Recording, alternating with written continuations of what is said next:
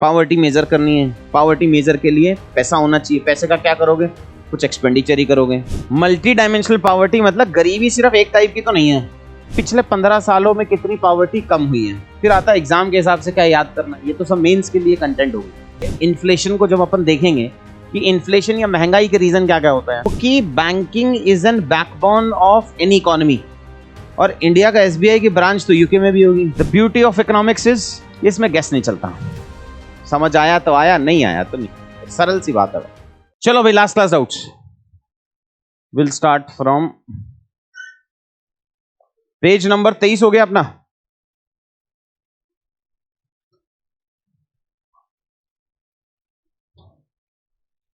ये वाला पेज हो गया था। ओके, नेक्स्ट वाला पेज भी हो गया था। पेज 24 भी हो गया। प्रेजेंट डे पावर्टी एस्टिमेशन हो गए। ये भी हो गया टाइप्स ऑफ पावर्टी। इसमें कोई छूटा उटा तो नहीं था? मल्टी डायमेंशनल पावर्टी से पढ़ाना है, पक्का नहीं छूटा है ना? क्या बाई बोले, आधे मतलब नींद का भी कोई लेवल होना चाहिए। कुछ कहा नहीं था कल बढ़ाऊंगा, बड़ा बढ़ाना है क्या? तेज बोलो।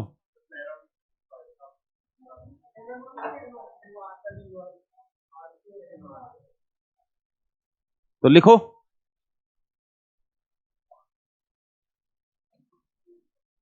अब ये यूआरपी एंड ऑल होता क्या है? मतलब ये एमएमआरपी, यूआरपी, एमआरपी है क्या ये? Other than the full form होता क्या? क्या नापते हैं इससे?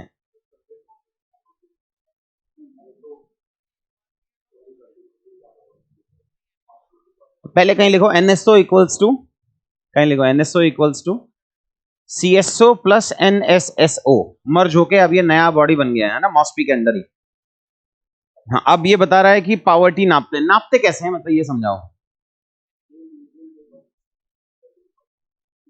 वो तो ठीक है, universal uniform resource period and all, but नाप क्या रहे हो इसमें? एग्जैक्टली क्या देख रहे हो? जैसे इन्फ्लेशन है, इन्फ्लेशन में अपन महंगाई नापते हैं, तो कैसे नापेंगे? पिछले साल का सेम पेन की प्राइस इस साल के पेन की प्राइस कंपेयर करेंगे और महंगाई पता चल जाएगी इसमें। और जैसे जो भी हम इन्फ्लेशन जब हम मेजर करते हैं, मान लेते हैं कि अब हमें महंगाई मेजर करनी है, तो आपका एक basket of goods and services तो सेम होने चाहिए ना, बिकॉज तभी तो आप कंपेयर कर पाओगे। So last year the same consumption basket and this year same consumption basket, उसका एवरेज प्राइस बढ़ा की घटा, उससे अपन इन्फ्लेशन मेजर कर लेंगे। जैसे अपन प्रॉफिट परसेंटेज नापते हैं, प्रॉफिट या loss percentage equals to selling price minus cost price upon cost price into 100। तो वैसे ही इसके अलग अलग इंडाइसेस होते हैं। मान लो सीपीआई है,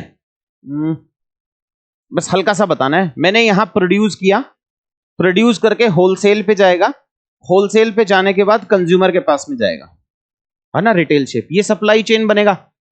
अब जो चीज प्रोड्यूस हो रही है उसका एक basket of goods and services है।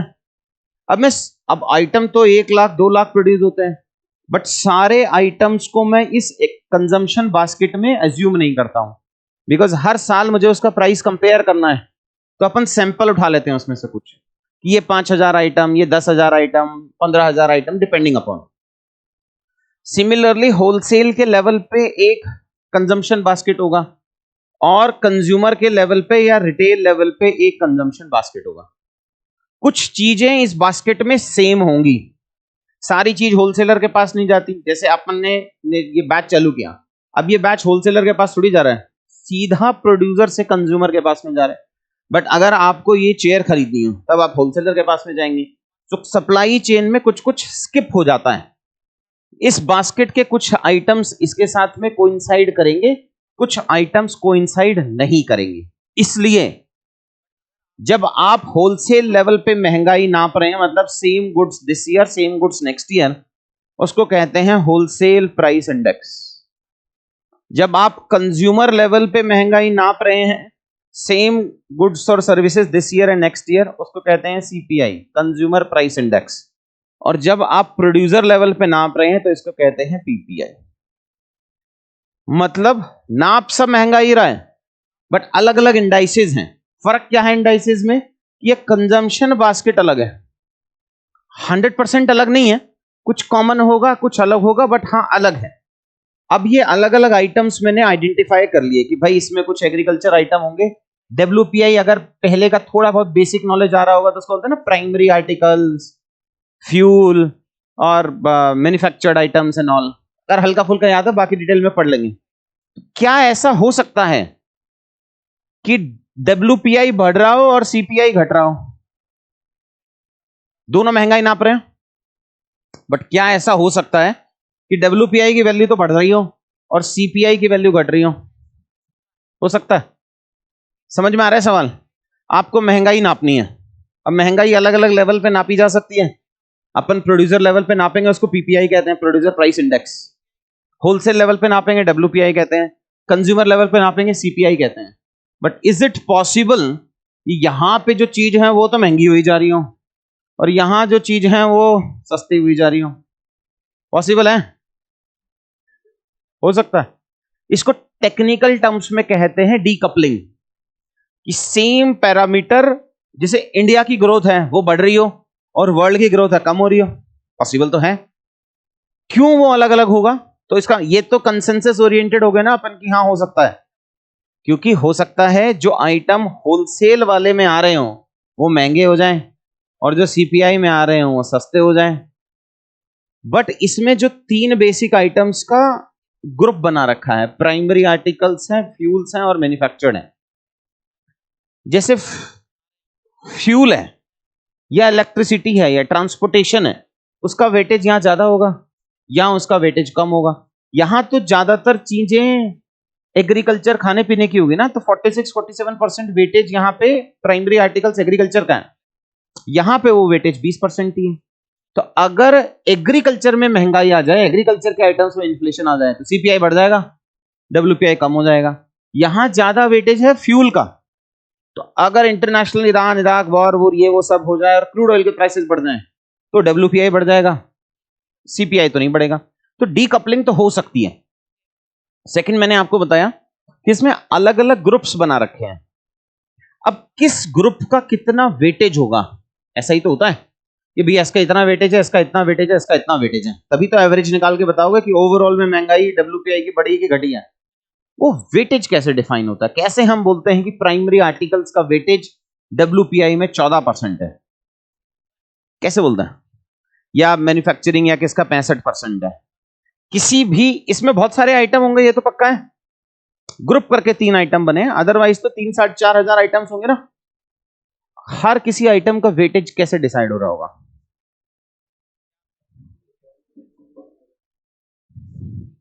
The beauty of economics is, इसमें गैस नहीं चलता।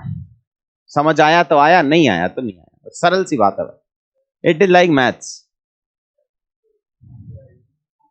गवर्नमेंट कैसे आइडेंटिफाई कर लेगा?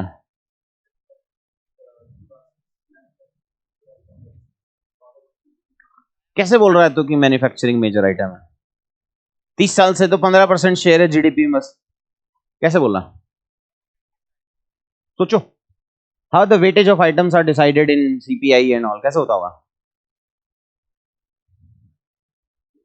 इन्फ्लेशन में डिटेल में पढ़ूंगा, बस पढ़ा इसलिए रहा हूं कि मुझे URP, MRP और MMRP पढ़ाना है।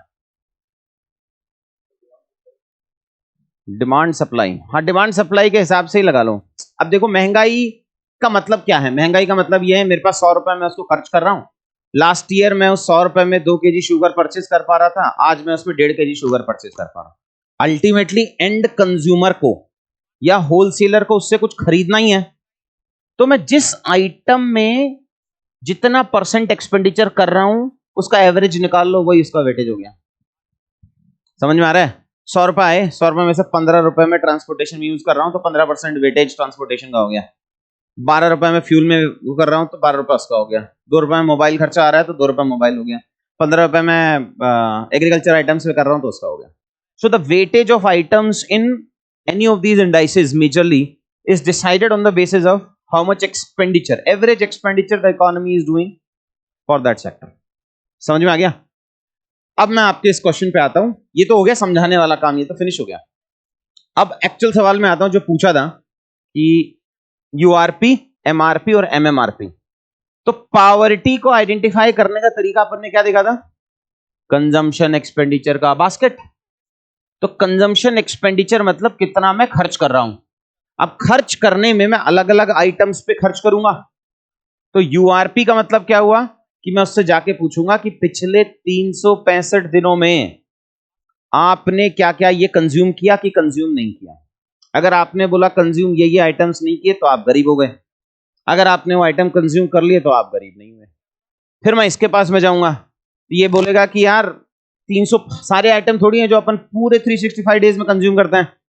तो मैं कहूंगा अच्छा काम करता हूं, जो लॉन्ग टर्म आइटम्स है ना, जैसे बच्चे की फीस देनी है तो 1 साल में एक ही बार जाएगी, कपड़े खरीदने तो हो सकता है 1 साल में एक ही बार खरीदें, 2 साल में एक बार खरीदें।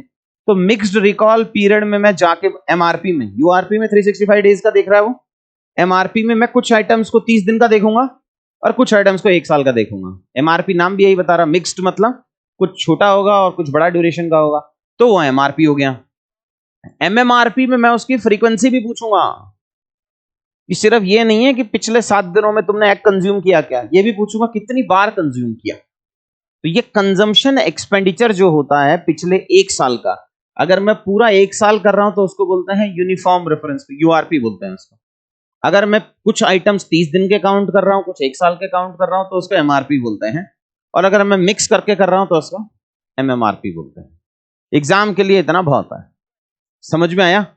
पावर्टी मेजर करनी है, पावर्टी मेजर के लिए पैसा होना चाहिए। पैसे का क्या करोगे, कुछ एक्सपेंडिचर ही करोगे। तो कंजम्पशन एक्सपेंडिचर का सर्वे कर लो कि पिछले 1 साल में क्या आपने ये चीजें कंज्यूम की। वो बोलेगा हाँ जी कर ली, तो मतलब आप गरीब नहीं हो। इसके पास गए नेक्स्ट में, और उसने उसको बोला कि यार 30 डेज में ये कंज्यूम किया और 1 साल में ये कंज्यूम किया। इसने बोला ना, तो पुअर हो गया। इसने बोला हाँ, तो पुअर नहीं हो गया। अगले बंदे के पास गया, उसको बोला अच्छा 30 और 1 ईयर तो ठीक है, ये बता कि ये फ्रीक्वेंसी कितना फ्रीक्वेंटली आपने कंज्यूम किया, उसको एमएमआरपी बोल देंगे। तो ये 3 अलग अलग ड्यूरेशन हो गई। अलग अलग कमिटीज ने अलग अलग सिस्टम अपनाया। रंगराजन आया तो बोला मैं एमएमआरपी यूज करूंगा। समझ में आ गया, यस नो? चलो भाई, वैसे ही अनएम्प्लॉयमेंट में जब हम जाएंगे तो वहां भी पढ़ेंगे अपन, यही कंसेप्ट पढ़ेंगे कि भाई पिछले 7 दिनों में अनएम्प्लॉयमेंट रहा है क्या, या 7 दिनों में 1 घंटे भी काम किया है क्या, पिछले 1 दिन में काम किया है क्या, या पिछले 1 साल में काम किया है क्या। तो वो फ्रीक्वेंसी टाइम ड्यूरेशन के हिसाब से इसको CWS यूजुअल आगे पढ़ाऊंगा वो आज ही, उसको बोलते हैं। तो तीनों कंपोनेंट मैंने आपको एक साथ समझा दिया, रिलेटेड इन्फ्लेशन समझा दिया, बेसिक्स, पीपीआई क्या है, डब्ल्यूपीआई क्या है, सीपीआई क्या है, ये सब कंजम्पशन बास्केट क्या है। वैसे ही अपन ने पॉवर्टी डिस्कस कर लिया और आज अपन अनएम्प्लॉयमेंट डिस्कस कर लेंगे। फिर आता है multi dimensional poverty. Multi dimensional poverty नाम ही बता रहा है कि एक पॉवर्टी होगी जो हम पहले समझते थे कि poverty is just an economic concept, कि बस मेरे पास ये पैसा आ जाए और फिर अपन गरीब से अमीर हो जाएंगे। पर मैंने कभी कभी कुछ कुछ क्लासेस में किस्सा सुनाता हूं। अब मेरे टाइम का जी हमारे जीएम साहब एक आईएएस थे और उनका पियोन था, वो जनरल कैटेगरी था। तो वो भाई साहब अलग ग्लास रखते थे। पैसा तो जीएम साहब, एफसीआई एंड ऑल का जीएम, मतलब वो भी विजिलेंस का जीएम, समझ रहे हो, समझ नहीं रहे हो।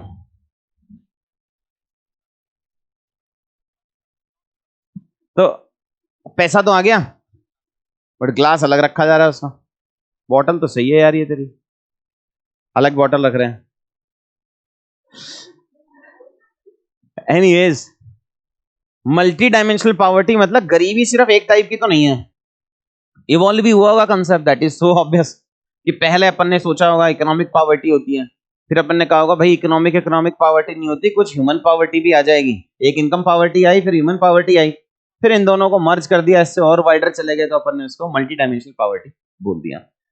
यूएनडीपी लेके आया था 2 categories of poverty. Income poverty arises due to lack of necessities of material wellbeing.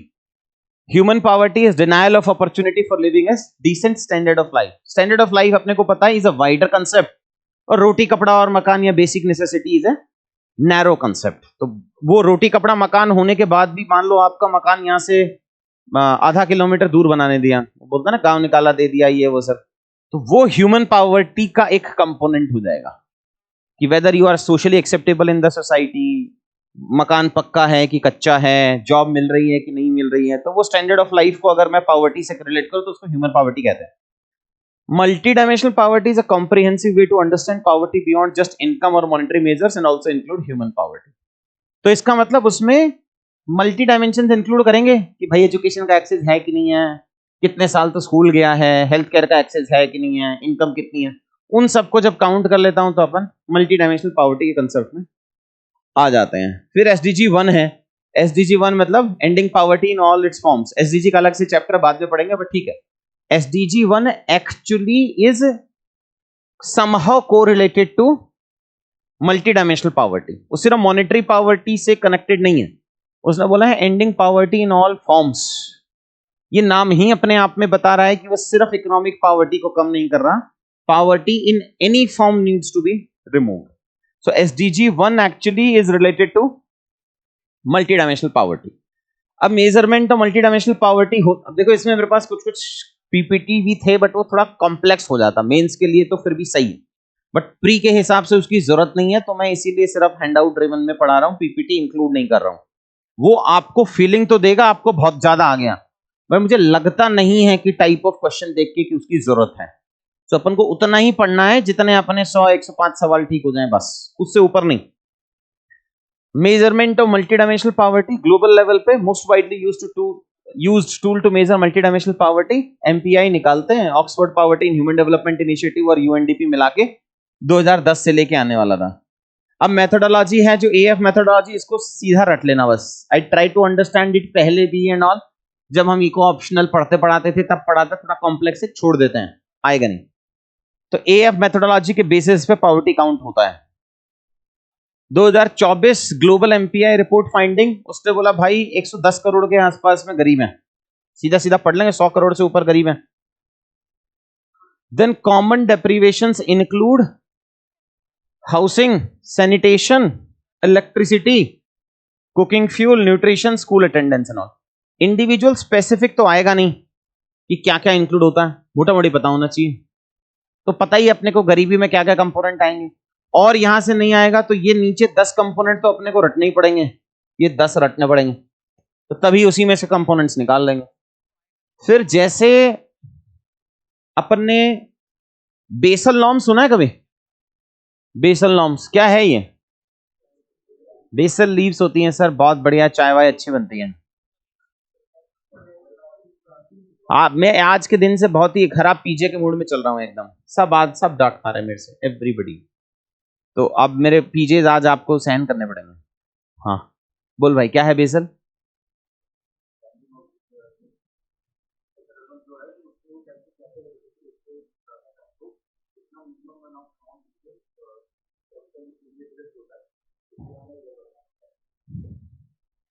कोई और समझाए क्या होता है basal norm?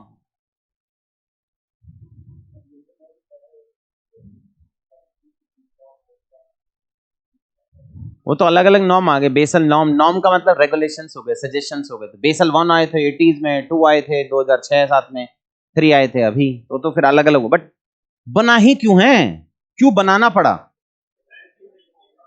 Banking sector efficiently क्यों काम करवाना है, क्यों स्विट्जरलैंड को बैठा के डिसाइड करना है कि इंडिया में क्या होना चाहिए, क्यों करना है उसको?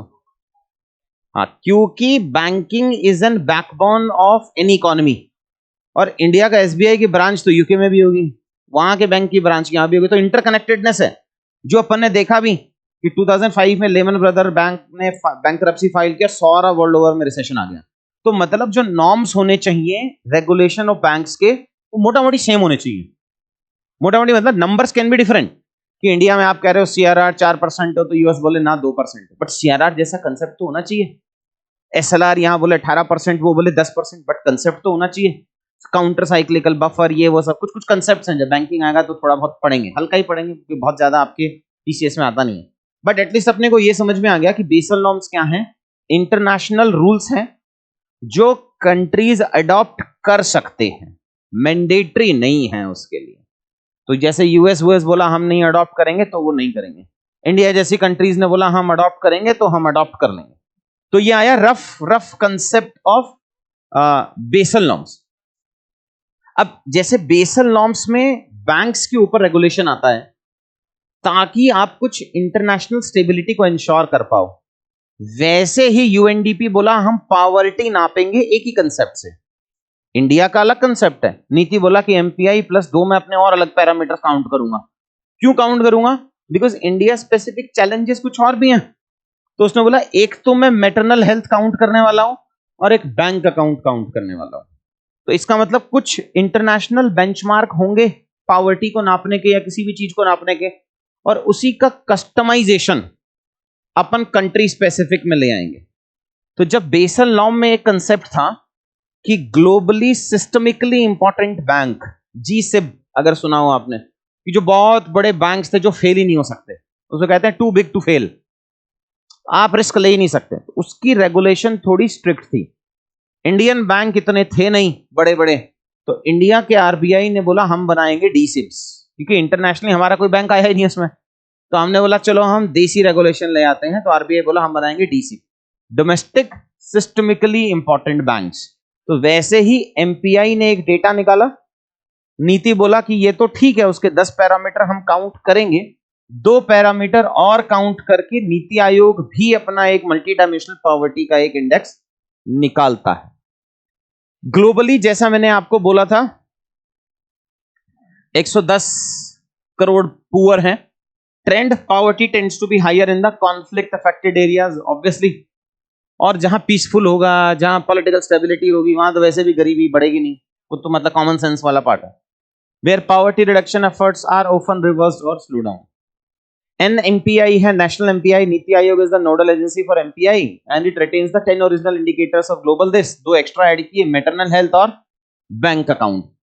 It is a contribution towards measuring the progress for target 1.2 of SDG. 1.2 मतलब 17 गोल्स हैं, उसमें 167 टारगेट्स हैं शायद, है ना, टोटल मिला के।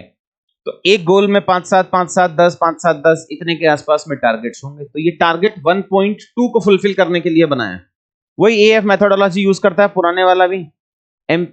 National MPI is arrived by multiplying head count ratio और इंटेंसिटी। हेड काउंट अपन ने पढ़ा था, हेड काउंट को इंसिडेंस ऑफ पॉवर्टी भी कहते हैं, कल ही पढ़ा है।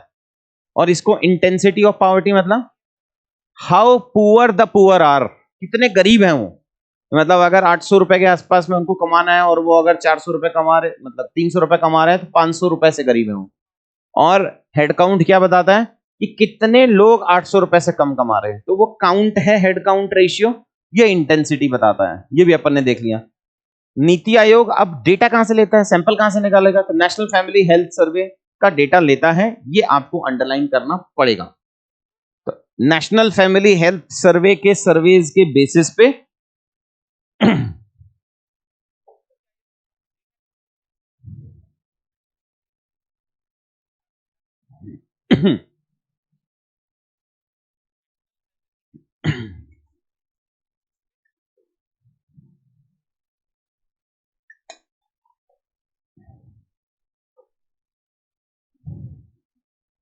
अब आया एनएमपीआई वाला, तो छोड़ दो, पहले गरीबी देखने का मापने का तरीका जो यूएनडीपी करता है एमपीआई, तो उसमें भाई 3 हैं, ये अपने को यहां तक तो पता होगा। एक एजुकेशन, एक हेल्थ, एक स्टैंडर्ड ऑफ लिविंग है। हेल्थ में क्या आएगा? तो हेल्थ में एक न्यूट्रिशन आएगा, बिकॉज अपन ने पढ़ा है कि हेल्थ या फूड सिक्योरिटी के साथ में जोड़ के पढ़ेंगे न्यूट्रिशन, तो ये तो एक न्यूट्रिशन तो आ गया। अगेन आपको ना दिमाग में अपने रिकॉल पॉइंट्स बनाने पड़ेंगे, क्योंकि प्री में ना जरूरी नहीं है सब कुछ आए, मेरे सामने है रिकॉल हो जाए बस मुझे। ऐसा नहीं कि आपको ये 10 रटे हुए होने चाहिए, बट अगर ये 10 आपके सामने आ जाए तो अपने को ये बताओ कि ये सही है और ये गलत है। वैसे जाके प्री करेंगे तो 100-105 पे बहुत बड़े क्वेश्चंस है नहीं। जब हेल्थ की बात हो रही है और मैंने ये पढ़ा है कि मैटरनल मोर्टेलिटी हमने अभी ऐड की है, तो इसका मतलब मैटरनल मोर्टेलिटी तो नहीं होगा। बट हेल्थ में मेजर क्या प्रॉब्लम है? न्यूट्रिशन का प्रॉब्लम है, बिकॉज इससे माल न्यूट्रिशन हो रहा है, ओबेसिटी हो रही है, स्टंटेड चाइल्ड हो रहे हैं एंड ऑल। और दूसरा चाइल्ड मोर्टेलिटी। तो हेल्थ के अंदर 2 आ गए, मुझे लगता है हेल्थ याद कर लेंगे, दोनों टिक हो जाएंगे, कुछ याद रखने की जरूरत होगी नहीं। एजुकेशन में क्या जाते हैं? एजुकेशन में ईयर्स ऑफ स्कूलिंग है और स्कूल अटेंडेंस है। अब इसमें जीईआर नहीं है, याद करो। अगर जीईआर जैसा होता तो इंडिया पुअर होता ही नहीं। 100% से ऊपर बैठा ना, तो इसका मतलब ग्रॉस एनरोलमेंट रेशियो नहीं होगा, लेकिन ड्रॉप आउट बहुत ज्यादा है इंडिया में सेकेंडरी एजुकेशन में, या लर्निंग आउटकम्स बहुत कम है। तो लर्निंग आउटकम्स कम क्यों होते हैं? बिकॉज सिर्फ खाना खाने जाता है, वापस आ जाता है। तो इसका मतलब अगर मैं स्कूल अटेंडेंस बढ़ा दूं रेगुलर, और ईयर्स ऑफ स्कूलिंग भी बढ़ा दूं, तो ये दो पैरामीटर्स हो सकते हैं जो गरीबी को मेजर कर पाएंगे। बिकॉज अगर आप गरीब हो तो यूजुअली कुछ दिन बाद पेरेंट्स कहते हैं you will become a helping hand, कि अपन कंस्ट्रक्शन में लेबर ले जा रहे हैं तो चलो दो बच्चे को भी ले चलेंगे, 200 रुपए की दिहाड़ी ज्यादा आ जाएगी। तो इसलिए years in schooling and school attendance बैठ रहा है, जीआर वीआर नहीं बैठ रहा है कंफ्यूजन के लिए। तो अपने को क्या याद करना है कि क्या नहीं है, क्या है ये तो आंखों के सामने से निकल के याद रह जाएगा, बट जीईआर नहीं होगा। बिकॉज उसमें developing countries like Malaysia, Indonesia तो 105 115% पे भी बैठे हैं। फिर आता है स्टैंडर्ड ऑफ लिविंग। अब स्टैंडर्ड ऑफ लिविंग में मोटा मोटी जो सरकार की स्कीम्स चल रही हैं वही है। इसमें कुकिंग फ्यूल उज्ज्वला योजना चला रखी है, कुकिंग फ्यूल अपने को याद भी रह जाएगा, घरों में देखा है, गांव में देखा है अपन ने। फिर दूसरा सैनिटेशन, वो पता है हेल्थ एंड सैनिटेशन का मेजर प्रॉब्लम है। ड्रिंकिंग वाटर सैनिटेशन के साथ ही याद रह जाता है। इलेक्ट्रिसिटी सौभाग्य स्कीम वो भी याद रह जाएगा। हाउसिंग अभी चल रहा है, और एसेट्स। तो ये 6 कंपोनेंट यहां से आए, सारे नहीं रटने हैं, बट अगर सामने आ जाए ऑप्शन तो याद रहना चाहिए कि हाँ भाई ये वाला ऑप्शन। 30 सेकंड है, अपने हिसाब से रिकॉल पॉइंट्स बना लो, कुछ जुगाड़ बना लो जो कर सकते हो। बट मतलब इन सब के एक्रोनिम नहीं बनाने, we need to choose wisely कि किसको हम रटेंगे और किसको हम रिकॉल पॉइंट्स बना के छोड़ देंगे बस। तो ये रिकॉल पॉइंट बन के छूट जाएगा, इसको रटने की जरूरत नहीं है। हाँ मेंस में आएगा तो लिखना पड़ेगा, मेंस में देखेंगे, लिखो।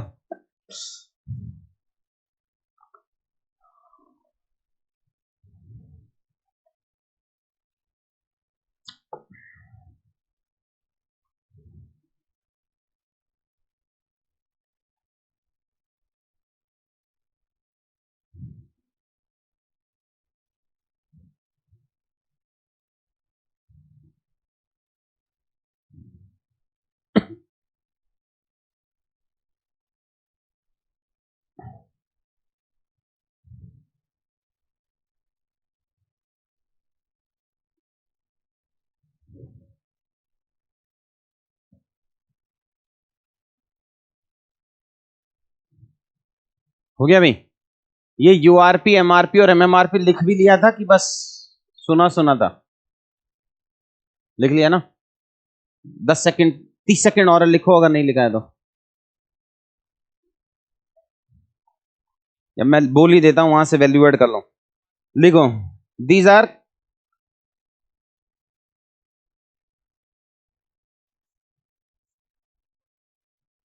Consumption expenditure measurement, consumption expenditure measurement ways. These are consumption expenditure measurement ways. First is URP, uniform reference period.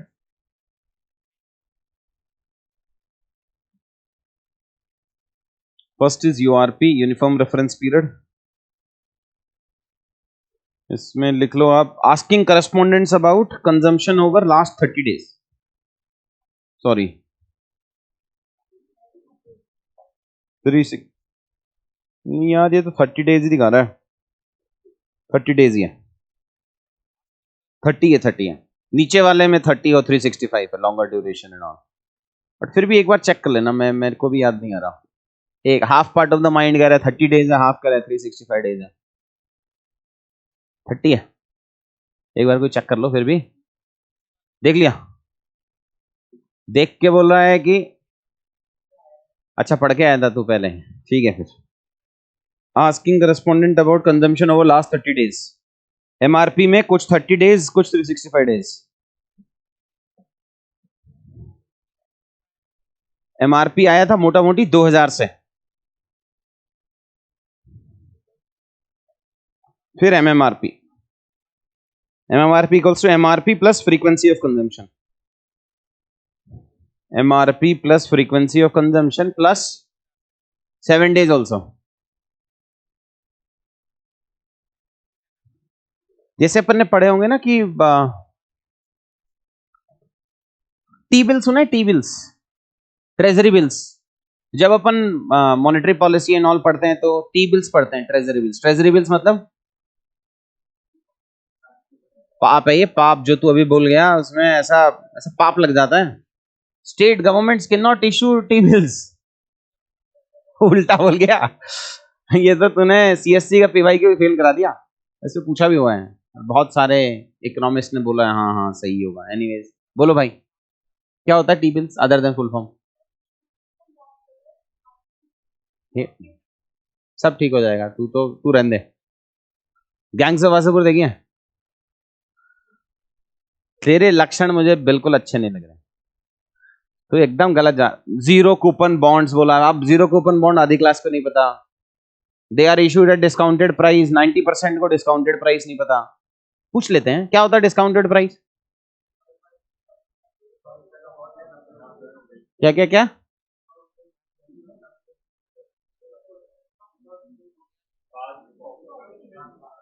Interest discounted price पे नहीं मिलता है कि जीरो कूपन बॉन्ड पे नहीं मिलता?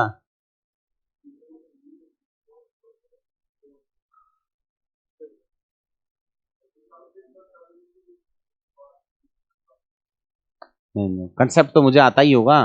तुम्हें वो जो छोटे छोटे, जब तक छोटे छोटे कंसेप्ट नहीं समझोगे जब तक वो वाइडर कंसेप्ट समझ नहीं आएगा ना। तो जो जीरो कूपन बॉन्ड होते हैं उन पे डिस्काउंट नहीं मिलता है। डिस्काउंटेड प्राइस क्या होता है कि it is issued at discounted price. आपने बोला कैश, जो शॉर्ट टर्म वो रहते हैं कैपिटल, उसमें क्या बोलते हैं उसको, इशूड बाय बैंक्स, जो एफडी की तरह होते हैं यार। बैंक इशू कर बैंक इशू करता है लॉन्ग टर्म के लिए, मतलब 1 साल के लिए, शॉर्ट टर्म के लिए। बैंक्स इशू करता है जो नेगोशिएबल भी होते हैं। नेगोशिएबल का मतलब यह है कि इंटरेस्ट अपन नेगोशिएट कर सकते हैं, मांडवाली कर सकते हैं। एफडी में तो होता नहीं है ना मांडवाली, तो मैं वो पूछ रहा हूं। या फिर बड़े बड़े कॉर्पोरेट इशू करते हैं, वो दोनों ही वो शॉर्ट टर्म। कमर्शियल बिल लगा लें, कमर्शियल बिल भी नहीं, सब गलत जा रहे हैं हम। कम, इसीलिए मैं इसको इग्नोर करता हूं लड़की को। इसके जो बताया वो भूल जाओ। क्वेश्चन ये था कि टी बिल्स क्या होता है। दो तरीकों से गवर्नमेंट पैसा बोरो कर सकती है, एक short term less than 1 year, एक लॉन्ग टर्म। शॉर्ट टर्म को बोलते हैं टी बिल्स, लॉन्ग टर्म को बोलते हैं डेटेड सिक्योरिटीज या गवर्नमेंट डेटेड सिक्योरिटीज।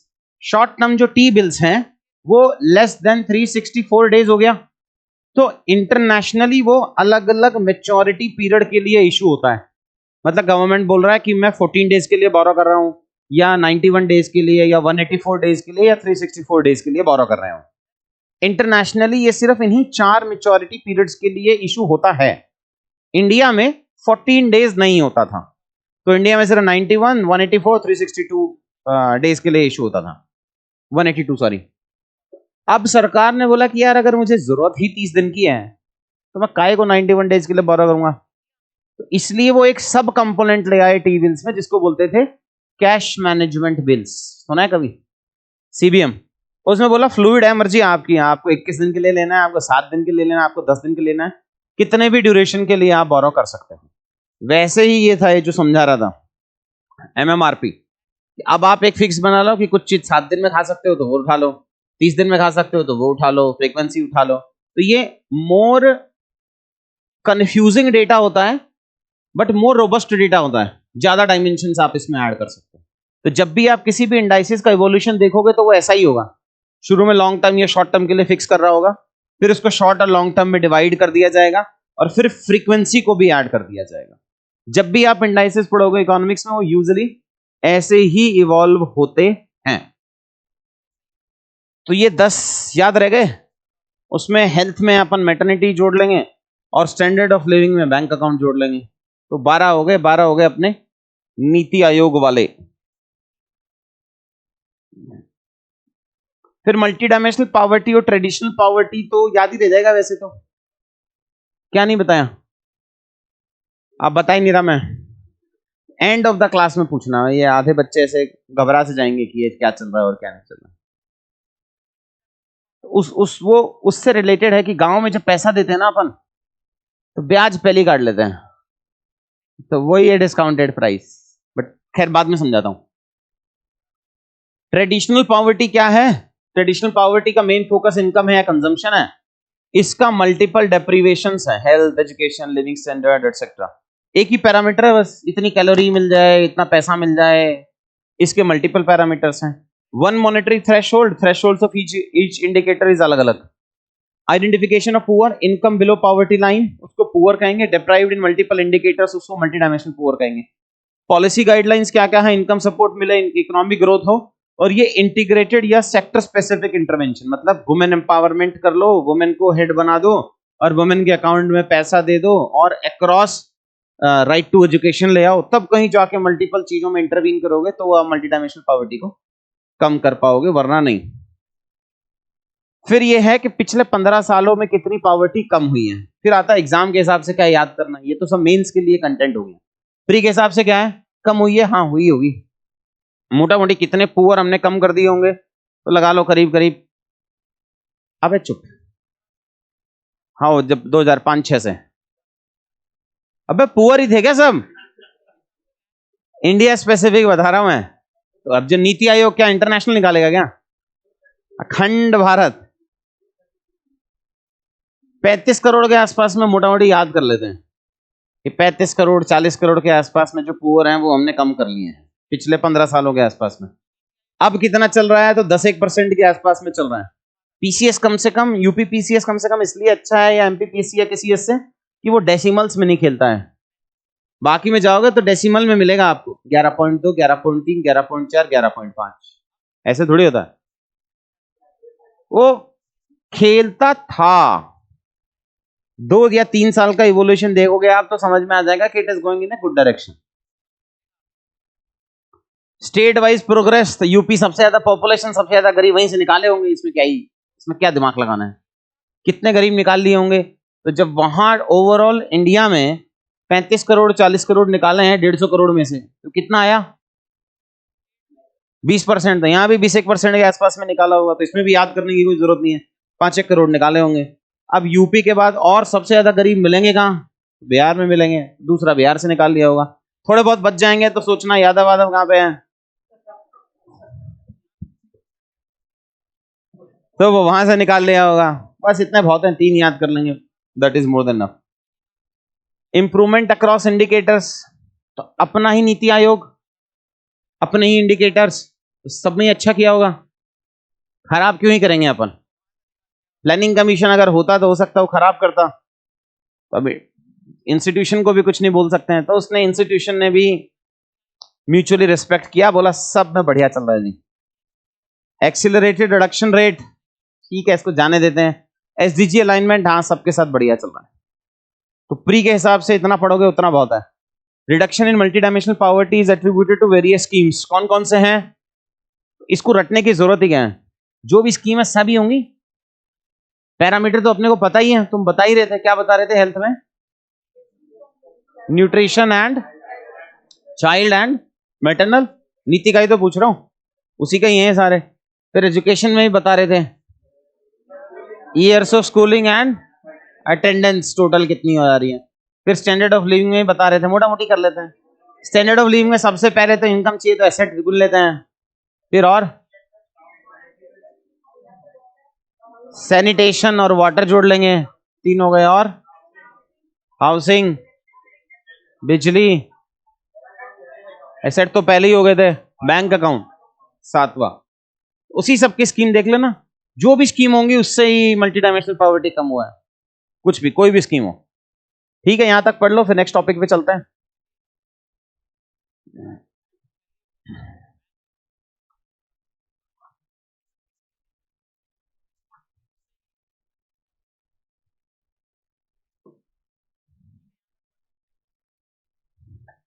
हे भगवान, मैं पूछा टी बिल्स क्या है, तो कह रहा है ways and means advances short term debt instrument issued by RBI on behalf of central government. Varun, मैं actually I started my CSC career in economics, ऐसे थोड़ी चलेगा यार, डब्ल्यूएम में अलग है, टी बिल्स है, बहुत गलत है।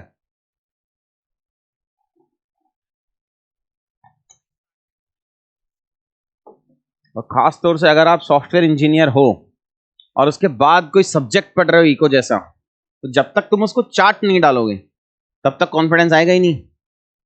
ऐसा नहीं है कि मैं इको पढ़ा है मैं उसको पूरा चार्ट डाला एकदम भाई। तो अभी थोड़ा थोड़ा बस तुम्हें मेरे को 20 क्लासेस दे देनी है, तुम्हारा काम हो जाना है और दिमाग नहीं लगाएंगे।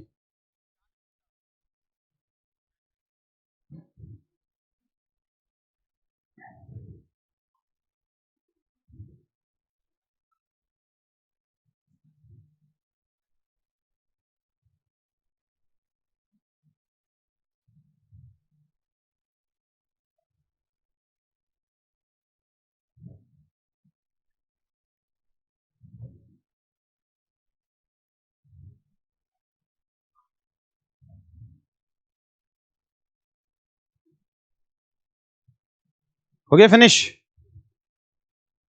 You have 30 more seconds.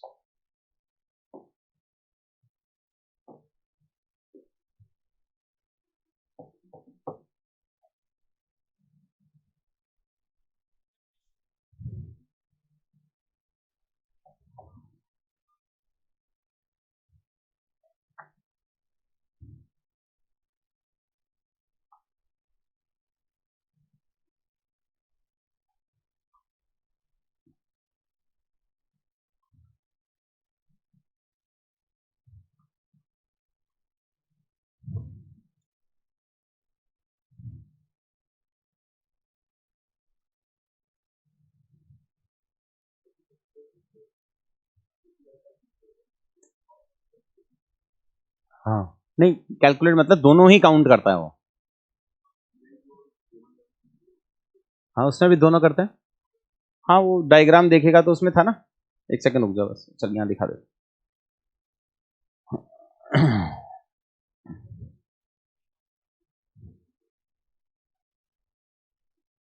इसमें भी दोनों पॉवर्टी मेजरमेंट सब सेम है भाई, सिर्फ 2 पैरामीटर एक्स्ट्रा जोड़ा है, बाकी everything is same. 100% copied through that. इतने बड़े ऑर्गेनाइजेशन इतने सालों से पॉवर्टी मेजर कर रहा है, दिमाग क्यों लगाना है?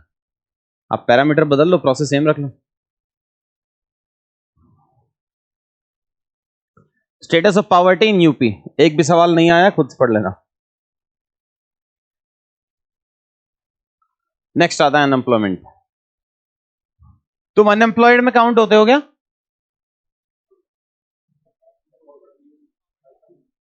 क्या क्या होना? हाँ वही, तो इसका मतलब अपन अनएम्प्लॉयड नहीं है। तो ये क्या होता है? वैसे हैं लेकिन वैसे नहीं है, क्या होता है? अनएम्प्लॉयमेंट तो कंसेप्ट हो गया ना, वैसे तो कुछ भी हो सकता है। तो क्या आप अनएम्प्लॉयमेंट के डेफिनेशन में आते हो? नहीं आते हो। तो एक पहले ये समझते हैं कि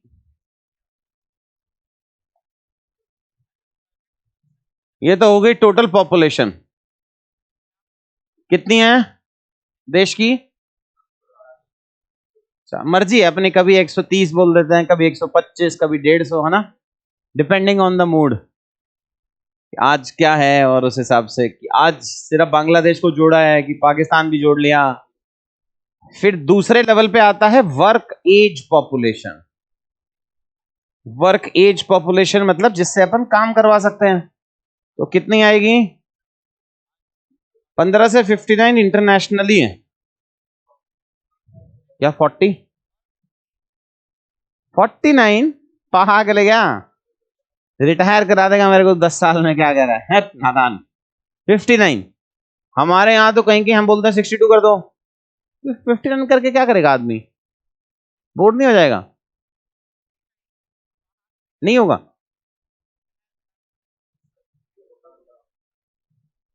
तो तू तो सोचिए अमिताभ बच्चन से उसे नीचे आ ही नहीं रहा। हद हो गई यार। वर्क एज पॉपुलेशन, अब वर्क एज पॉपुलेशन के अंदर कुछ लोग होंगे जो जॉब ढूंढ रहे हैं, कि जो थोड़ा बहुत स्किल भी लेके आते हैं but they are actively looking for a job. उसको कहते हैं अपन labour force. Labour force equals to employed plus unemployed, और फिर उसके अंदर में आ जाता है वर्कफोर्स।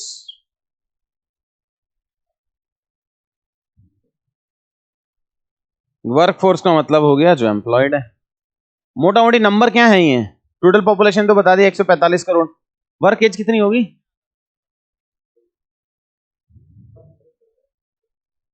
परसेंट में मत खेलो, जब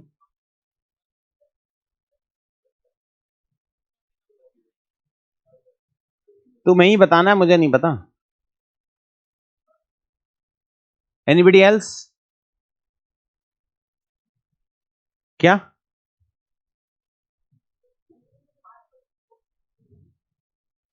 वो सब नहीं पता, परसेंटेज हटा के एब्सोल्यूट टर्म में बता दो सर इतना होगा।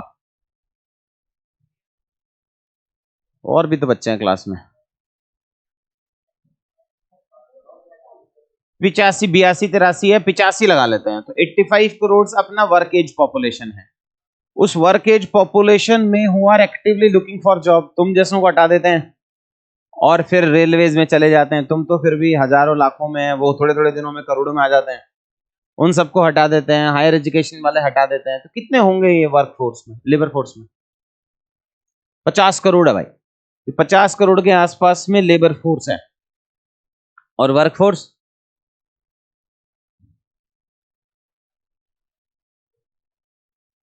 नहीं, इससे कम ही होगा, ये तो मुझे भी पता है। ये थोड़ी है यार, ए प्लस बी में उसका जो टोटल वैल्यू है वो तो ए से ज्यादा ही होगी। तू कह रहा है देश में 40-50% अनएम्प्लॉयड है।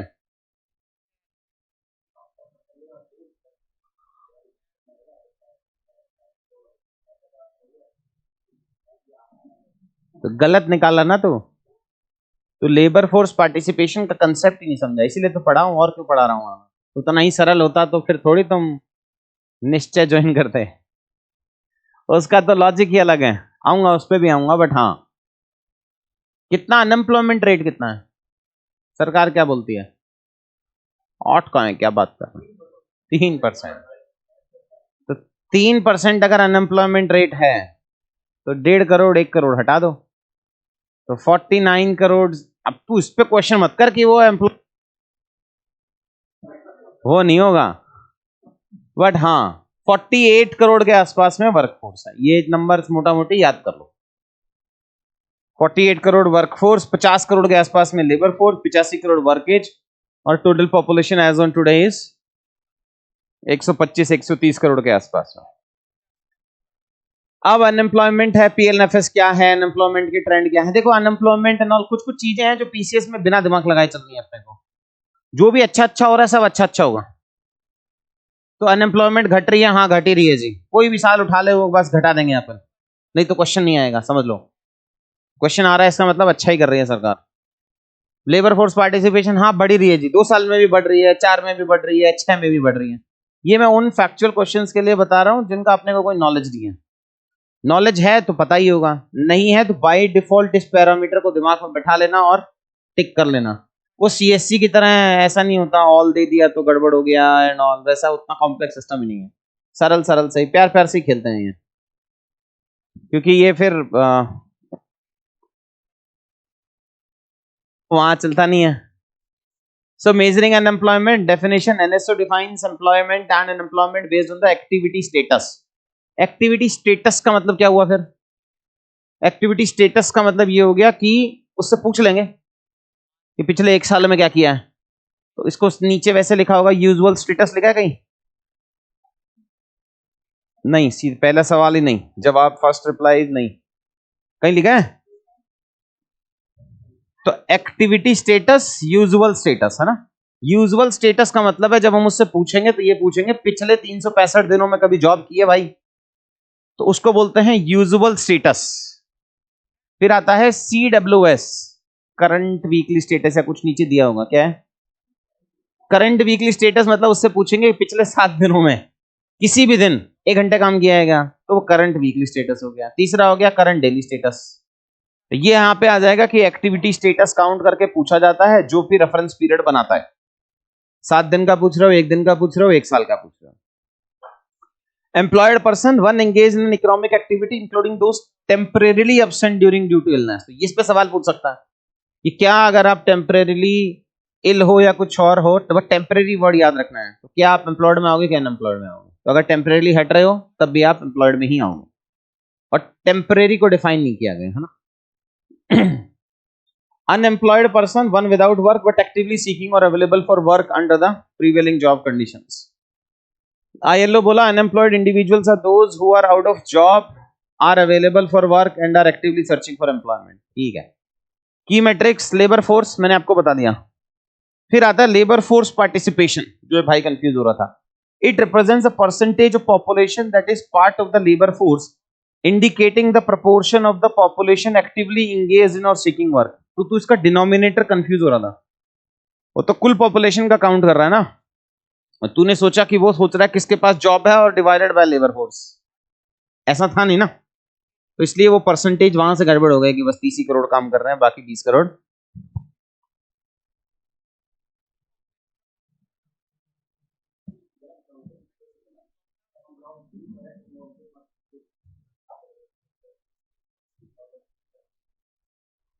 मतलब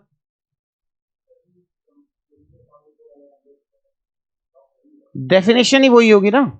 अगर तू जॉब ढूंढ ही नहीं रहा तो फिर तेरे को क्यों ही काउंट करना उसमें? पढ़ ले, हायर एजुकेशन में काउंट कर लेंगे तेरे को। तू समझ कि मेरे को ये ढूंढना है कि देश में कितनी जॉब क्रिएट करनी है, तो कितनी जॉब क्रिएट करनी है, जितने लोग ढूंढ रहे हैं उसको। तो मेरा तो पैरामीटर वही होगा, कितनों को जॉब दे पाया नहीं दे पाया इज अलग, उसको सब पार्ट में डिवाइड कर लेंगे, लेबर फोर्स और वर्क फोर्स।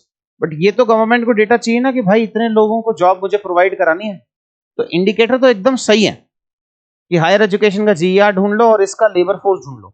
इसीलिए वर्क फोर्स पे ध्यान नहीं देते हैं, लेबर फोर्स करना है। बिकॉज हम जॉब नहीं दे पाए, ये तो एक तरीके से गवर्नमेंट का फेलियर है, बट उसका वाइड पैरामीटर तो लेबर फोर्स ही होना चाहिए, वर्क फोर्स नहीं हो सकता। आ ही जाएगा, इसमें क्या है, वो दूर से बैठ के एक सर्वे करेगा तो नहीं आएगा, हमारे रोड रोड पे जाके सर्वे करते हैं तो आ जाएगा। डिप्लोमेटिक रिप्लाई, क्या बोले अब, क्या चाह रहा है, तो क्या सुनना चाह रहे हैं? ठीक। वर्कर पॉपुलेशन रेशियो, तो वही वर्कफोर्स वाला परसेंटेज डिवाइड करोगे तो आ जाएगा। अनएम्प्लॉयमेंट रेट मैंने आपको बता ही दिया है। एक्टिविटी स्टेटस, यूजुअल स्टेटस मैंने आपको बताया। यूजुअल स्टेटस का मतलब 365 डेज में उससे पूछेंगे कि पिछले एक साल में जॉब किया कि नहीं किया। मेजरमेंट, मेजरमेंट के लिए पीरियोडिक लेबर फोर्स सर्वे कराते हैं, conducted annually since 2017-18। It measures labour force participation rate, worker population ratio, ये अपन ने देख लिया है दोनों। Usual, principal and subsidiary status. Principal status का मतलब है a person spent relatively long time, major time criteria during the 365 days preceding the date of survey। और सब्सिडरी स्टेटस का मतलब है person in addition to his usual economic status perform some economic activity for 30 days और more for the reference period of 365 preceding the date of survey. तो दो parts में उसने उसको भी डिवाइड कर दिया, एक प्रिंसिपल स्टेटस और दूसरा सब्सिडरी स्टेटस। इन दोनों को मर्ज कर देते हैं तो कैलकुलेट कर लेते हैं कि एक साल का तो ठीक है, पिछले 30 दिन का भी बता दे, एक साल का भी बता दे। एक साल में जो काउंट कर रहे हो उसको प्रिंसिपल स्टेटस कहते हैं, दूसरे को इकोनॉमिक स्टेटस या सब्सिडरी इकोनॉमिक स्टेटस कहते हैं। फिर करंट वीकली स्टेटस मैंने आपको बता ही दिया था। करंट डेली स्टेटस भी होता है एक, नीचे दिया है तो ठीक है, नहीं है तो लिख लेना।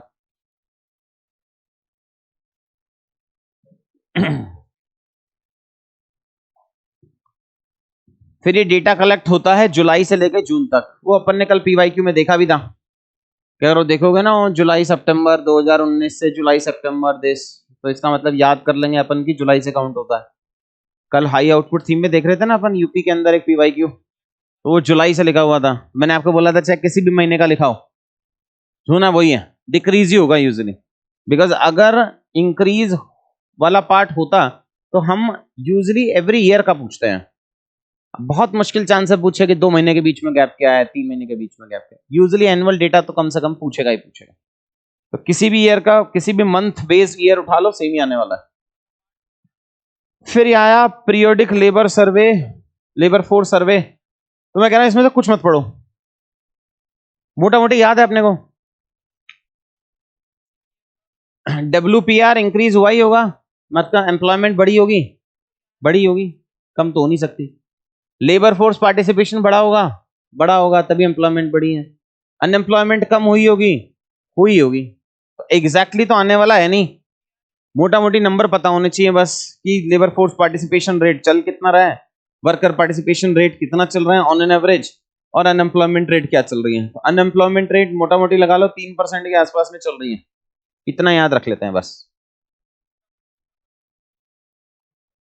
फिर employment indicators for urban and rural sectors, आइए रेड में नहीं होना चाहिए था, है ना, कंटेंटिंग का गड़बड़ हो गया, बट चलो ठीक है। ये सब बढ़ रहे हैं, लेबर फोर्स पार्टिसिपेशन रूरल में बढ़ रहा है, अर्बन में बढ़ रहा है, वर्कर पॉपुलेशन रेशियो रूरल में बढ़ रहा है, अर्बन में बढ़ रहा है, ओवरऑल बढ़ रहा है। अनएम्प्लॉयमेंट यहाँ भी कम होगा, यहाँ भी कम होगा, यहाँ भी कम होगा, इसमें भी क्या ही याद करना है, सब अच्छा अच्छा चल रहा है। Female labour force participation rate ये भी बढ़ रहा था, वर्कर पार्टिसिपेशन रेट ये भी बढ़ रहा था, अनएम्प्लॉयमेंट रेट कम हो रही थी, ये भी कम हो रही है। ऐसा तो पूछेगा नहीं कि सीएससी खेलता है इसमें कि female labour force participation rate has been steadily increased from last 5 years और 10 years। ये तो शरीफ सा ही एग्जाम है, इसने पूछना है नहीं, तो अगर पूछ ही रहा होगा तो 5 साल का एवरेज पूछेगा वो, अनलेस एंड अनटिल अचानक से ही वो सीएससी जैसा पूछ ले, जो इस साल तो मैं एक्सपेक्ट नहीं कर रहा हूं कि वो सीएससी लेवल के क्वेश्चन पूछे कि tax to GDP ratio has been steadily increase in India from last 10 years। Very very remote chances, मतलब 0.00001% चांस है कि वो पूछ ले, और पूछेगा भी पहली साल तो 2-3 सवाल पूछेगा, छोड़ देंगे। इंस्टेड कि मैं आपको उस लेवल का पढ़ाऊं कि हाँ यार ये स्टडीली का मतलब होता है कंटिन्यूअस, मतलब हर ही साल में, वो फिर याद करना बड़ा मुश्किल रह जाएगा, तो इसलिए उन सब चीजों को छोड़ देते हैं। जैसे कि एग्रीकल्चर में क्रॉप्स का शेयर स्टडीली डिक्रीज हो रहा है, कितना ही याद करेंगे वो सब, वो नेवर एंडिंग हो जाता है। थोड़ा सिंपल सिंपल में पढ़ लेते हैं मेरे हिसाब से, unless and until you want me to teach like that. मेरे को तो पढ़ाना ही है, मैं पढ़ा सकता हूँ, बट अगर मेरे से पूछोगे तो मुझे लगता नहीं है कि उतना डिटेल में अपने को पढ़ना चाहिए। एक भी सवाल नहीं पूछा छोड़ देंगे। हाँ दुआ तो हम भी यही कर रहे हैं, बट मोदी नहीं है, योगी जी हैं। यूथ एम्प्लॉयमेंट इंडिकेटर ये भी सेम ही होगा, यूथ को ही तो जॉब दे रहे हो और किसको दे रहे होगे, उसका लेबर फोर्स पार्टिसिपेशन भी बढ़ रहा होगा, डब्ल्यूपीआर बढ़ रहा होगा, अनएम्प्लॉयमेंट रेट घट रही होगी। फिर आया टाइप्स ऑफ अनएम्प्लॉयमेंट, बस यही मेजर पार्ट और पढ़ाना था। टाइप्स ऑफ अनएम्प्लॉयमेंट नाम से ही निकाल लेंगे। फ्रिक्शन, अपन ने पढ़ा होगा ना कि बॉस और नीचे एम्प्लॉय के बीच में फ्रिक्शन चल रही है, गाड़ी चल रही थी तो फ्रिक्शन चल रही थी, वो गाड़ी बंद थोड़ी हो जाएगी, कभी तो चलेगी। तो इसका मतलब फ्रिक्शन मतलब टेम्परेरी है, कुछ टाइम के लिए कुछ कुछ अनएम्प्लॉयमेंट हुआ होगा, परमानेंट तो होगा नहीं। यहां से पढ़ लेते हैं, temporary unemployment during job transition और while entering the workforce. Temporary basis पे होता है, उसको फ्रिक्शनल अनएम्प्लॉयमेंट कहते हैं। कॉज क्या है, जॉब सर्च का लैग, तो 3 महीने वो योर पैशन इज कॉलिंग बुला लेता है जब, है ना। वॉलंटरी शिफ्ट है, पुरानी जॉब पसंद नहीं आती, नहीं मिल नहीं रही है, न्यू एंट्रेंट है। Recent graduate seeking jobs, professional changing careers, but ये प्रोफेशनल चेंजिंग करियर्स तो ठीक ही था, सीएससी नहीं मिला तो TCS. Smooth transition of waste of युवा पीढ़ी, 6 साल वहां बर्बाद, फिर 2-3 साल यहां बर्बाद, एकदम 10 साल का एफडी, 2 एमबीबीएस और 2.5 engineering, 2.5। Women rejoining after a break, कितने प्यार से इन्होंने पेट्रियार्की को लिख दिया ना, women rejoining after a break. नहीं वो मैटर के, मैरिज, हमारे यहाँ की लड़कियां काम नहीं करती, वो पूरा लिखे ना रीजन। एनीवेज, स्ट्रक्चरल अनएम्प्लॉयमेंट, तो वो नाम ही बता रहा है स्ट्रक्चरल प्रॉब्लम है। जैसे इन्फ्लेशन को जब अपन देखेंगे कि इन्फ्लेशन या महंगाई के रीजन क्या क्या होता है, तो मैं आपको पढ़ाऊंगा भाई, कुछ डिमांड साइड रीजन है, कुछ सप्लाई साइड रीजन है, कुछ स्ट्रक्चरल रीजन है इकोनॉमी के। जैसे इंडिया में एग्रीकल्चर में कोल्ड चेन नहीं है, कनेक्टिविटी नहीं है, तो प्रोडक्शन तो वहां बहुत हो रहा है, फार्मर बहुत प्रोड्यूस कर रहे हैं, बट फिर भी एग्रीकल्चर आइटम से महंगाई आ जाती है, तो उसको कहते हैं structural problem of an economy. तो स्ट्रक्चरल अनएम्प्लॉयमेंट बताइए रही है, डिमांड कुछ और है, सप्लाई कुछ और है, इंडस्ट्री को कुछ और चाहिए और अकेडमिया कुछ और प्रोवाइड करा रहा है। तो unemployment due to mismatch between worker skill and job requirement. Technological change हो गया कि पुराने वालों को कुछ और आता था और अब रिक्वायरमेंट किसी और चीज की है। आउटडेटेड स्किल और एजुकेशन जॉब मिसमैच, वो जो तुम्हारे साथ होगा ये ट्रेनिंग के बाद, जब भाई ये हर उस जगह पे जब ट्रेनिंग होती है, कोई पीसीएस या सीएससी कराता है, वो तो बहुत बढ़िया होती है। उसके बाद जब तुम ग्राउंड पे जाओगे, ऐसा वो बदल जाती है दुनिया एकदम टोटल। तो एजुकेशन जॉब मिसमैच। पुराने वाले लोगों से बात होती है तुम्हारी, एसडीएम एसडीएम एंड ऑल से? किसी किसी की होती है, करते नहीं है वो, कोई बात नहीं, बट फिर भी थोड़ा बहुत तो होती होगा। डिमोटिवेट कर देते हैं वो, इसलिए तुम ही नहीं करते हो। अभी कौन सा जिंदा है तेरा? क्या बात कर रहा है तू? एक चाय में बिक जाता है एस्पिरेंट? नहीं बिकता क्या? कटिंग चाय आधी चाय में मिल जाता है? झूठ बोलता है देखो। मुझे ऊपर वाले के इनको चाय का वो बताना था, बोला 5 रुपए में मिलती है जी, अगले ही दिन दुकान बंद करा दी उसकी। अभी भी नहीं मानेगा, देख ले तू, मिलती थी ना 5 रुपए में। अबे चुप। कौन देता है ओल्ड राजेंद्र नगर में 5 रुपए में चाय? बताओ भाई, तू सोच भी सकता है 5 रुपए में चाय? विटनेस खरीद लिए जाते हैं कि सुबह बनाता है शाम को पीता है।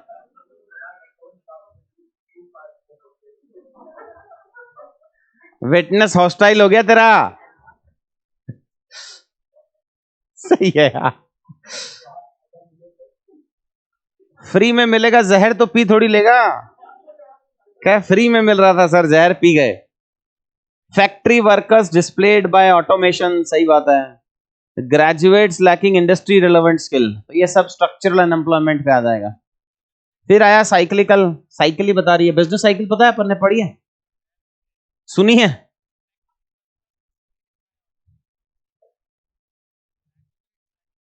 एक एक्सपेंशन का फेज आता है। अब सुना है? क्या कह रहे हो? एक्सपेंशन का फेज है, फिर कॉन्ट्रैक्शन का फेज है। उसमें जब नेगेटिव ग्रोथ रेट कुछ दिनों तक रह जाता है उसको कहते हैं रिसेशन।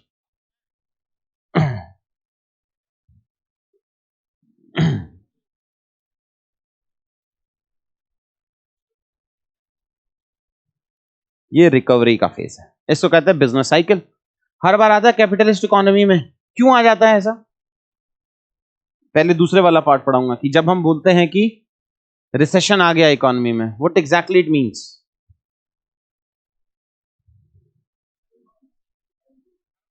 डिमांड नहीं है मतलब कि supply becomes more than demand, कुछ तो होगी ही। तो सप्लाई ज्यादा हो गई है, डिमांड कम हो गई है। तो जब सप्लाई डिमांड से ज्यादा हो जाएगी तो क्या होगा? प्राइसेस कैसे गिर जाएंगे? कंपनी कहां सस्ता करती है, क्या बात कर रहे हैं? प्राइसेस नहीं गिरेंगे, प्राइसेस नहीं गिरेंगे।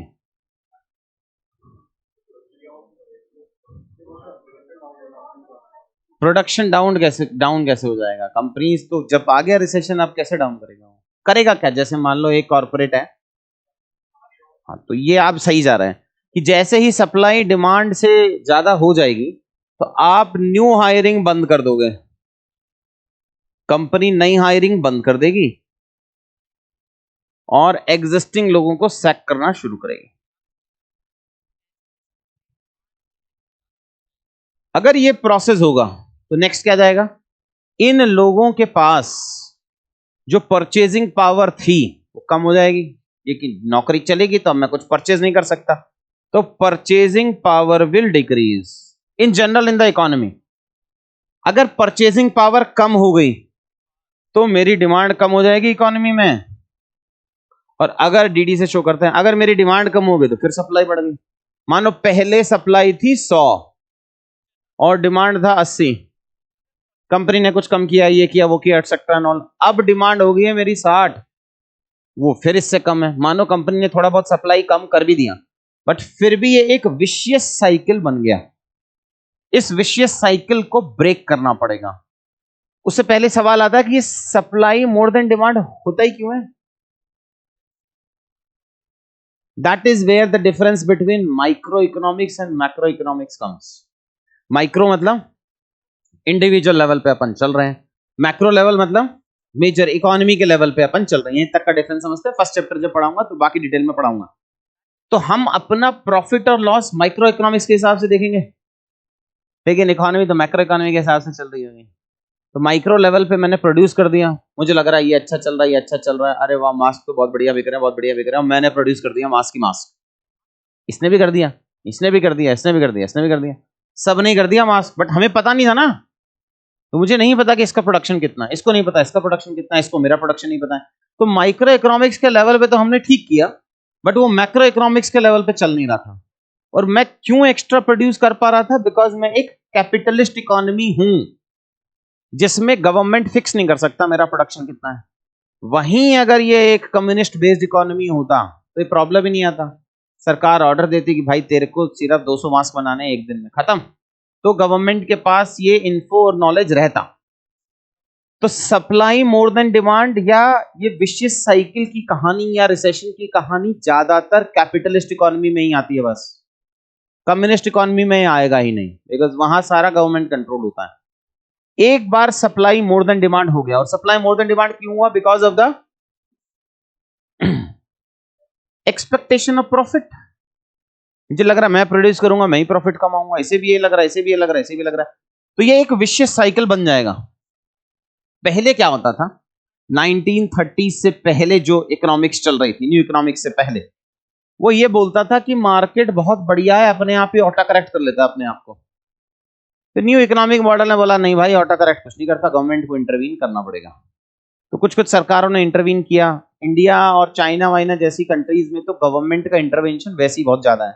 बैंक्स इनके पास हैं, इंडिया में 60-65% banking sector is owned by the government. PSU सरकार के पास है। तो अभी ये तक बहुत सारे कैपिटलिस्ट इकोनॉमी अपन बने नहीं है, तो मतलब गवर्नमेंट का इंटरवेंशन इन केसेस में होगा। वरना ये जो साइकिल है ना, ये तो चलेगी, बट कितना फ्रीक्वेंटली चलेगी ये नहीं पता, कि हर 10 साल में रिसेशन आएगा, 15 में आएगा, 20 में आएगा, 25 में आएगा, दिस वी डोंट नो। तो इसलिए डेवलपिंग इकोनॉमीज में गवर्नमेंट इंटरवेंशन रिसेशन के टाइम भी रहता है, बट कैसे रहता है, मतलब कहां वो इस स्टेज पे डील करें, इस पे डील करें, इस पे डील करें, इस पे डील करें, क्या करे सरकार? 2008 का रिसेशन याद कर लो, सोचो बताओ क्या किया होगा सरकारों ने।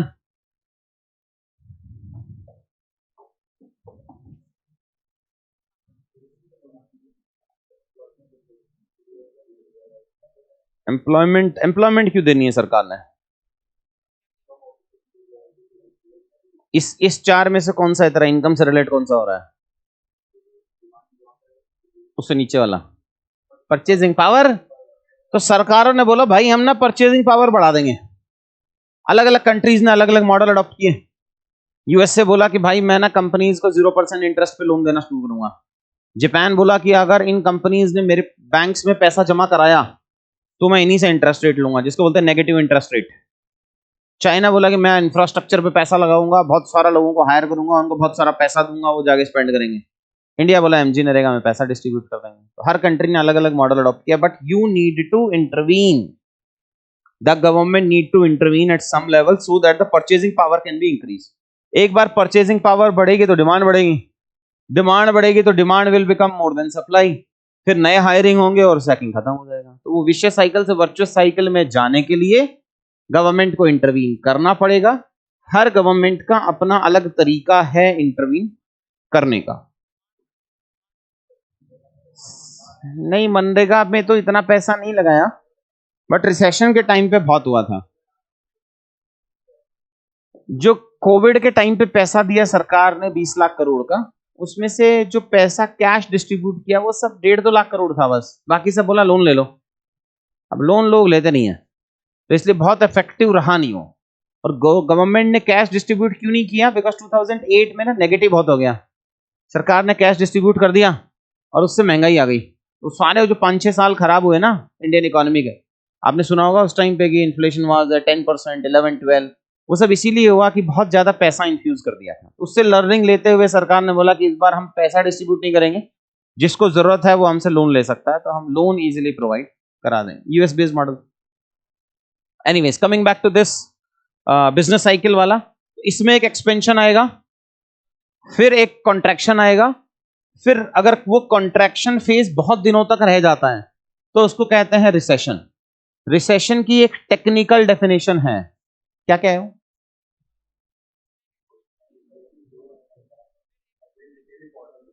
To, negative growth rate, GDP growth rate for 2 consecutive quarters. और दूसरी डेफिनेशन,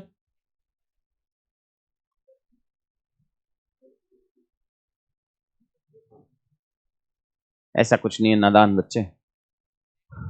और क्या दूसरा, क्या दूसरा ये है कि if there is a drastic fall in the economic growth rate, drastic fall और डिफाइन नहीं किया, तो 8 से 4 आ गया, 8 से 5 आ गया, 8 से 3 आ गया, तो उसको कहते हैं रिसेशन। और वो कंटिन्यूअसली चलता चला जाए तो फिर उसको बोलते हैं डिप्रेशन।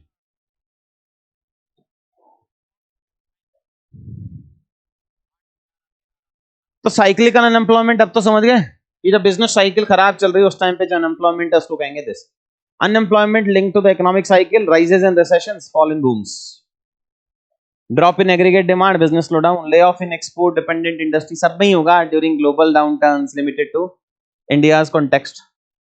सीजनल अनएम्प्लॉयमेंट मतलब सीजन वाइज, कि जब नौकरी आई, जब सीजन होता है, मान लो कोई एसी की कंपनी में बैठ गया तो गर्मियों गर्मियों में नौकरी मिल जाएगी, सर्दियों में नहीं मिलेगा, तो उसको कहते हैं seasonal unemployment due to seasonal nature of work, dependence on seasonal industry, agriculture worker during non-cropping periods, tourism workers in the off-season period. Disguise unemployment तो तुमने जी होगी, वो तुम हो, है ना? जब घर जाते हो, गांव जाते हो, तुमको लगता है मेरे बिना घर का 1 हफ्ता रहो बस, घर वाले को भी थोड़ा रिलैक्स हो जाते हैं, तो वो भी तुम्हें काम देना शुरू कर देते हैं, और तुम्हें ही सुबह दोपहर शाम बहुत सारा काम करना पड़ता है, ऐसा मुझे लग रहा है, पता नहीं है सच्चाई, हो सकता है हर घर की अलग अलग होती है। और फिर आपको लगता है कि आप ही घर चला रहे हो, फिर आप वहां से वापस हो जाते हो, घर वैसा ही चल रहा होता है, तो आपका net value addition in work क्या है? जीरो। और जीरो कहते हैं डिस्गाइज अनएम्प्लॉयमेंट। एग्रीकल्चर में चल रहा है, एक घर में 4 लोग हैं, वो भी वही खेती कर रहे हैं, 3 हो जाए तब भी वही हो, 2 हो जाए तब भी वही हो, 10 हो जाए तब भी वही हो, उसको कहते हैं disguise unemployment. More workers are employed than needed with negligible और जीरो प्रोडक्टिविटी। क्यों? Over dependence on traditional sector, उसके अलावा कुछ आता ही नहीं है। डिस्गाइज अनएम्प्लॉयमेंट कहीं ब्यूरोक्रेसी में तो नहीं लिखाओगे? ऐसा लग तुम आप में से किस किस को लगता है कि ब्यूरोक्रेट्स बहुत एफिशिएंट नहीं है? मतलब वो मेहनत तो करते हैं बट वो एफिशिएंट नहीं है। तुम तो कैमरे में हो नहीं, बोल भी सकते हो, इसमें क्या ही हो जाएगा। ऐसे ऐसे हाथ आता आता ऐसे ऐसे करके चला गया, है ना? क्या कह रहा है? 8 नाम भी याद कर लिए? अच्छा नहीं, वो वाला याद रहना चाहिए। Disguised unemployment, multiple family members working on a small farm, informal sector staff, overstaffing. Educated unemployment मतलब पढ़ा लिखा अनएम्प्लॉयड, बैठे हुए हैं क्लास में। सब पर्सनल जोक पे ले जाओगे क्या? वल्नरेबल एम्प्लॉयमेंट मतलब people working informally without proper job contracts and दस सेंस एनी लीगल प्रोटेक्शन। ठीक है, ऑन रिकॉर्ड दिखाता नहीं है, वैसे रख दिया, पढ़ लो एक बार इसको।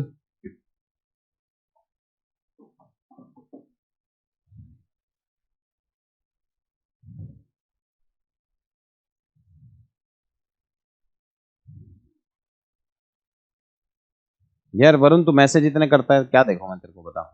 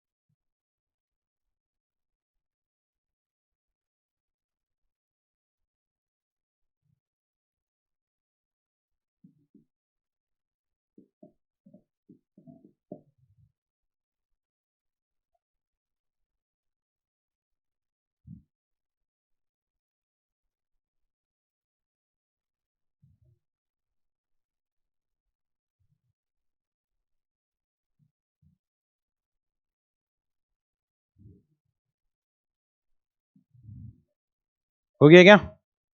ये क्वेश्चन सॉल्व करोगे क्या? एक बार देखना जरा।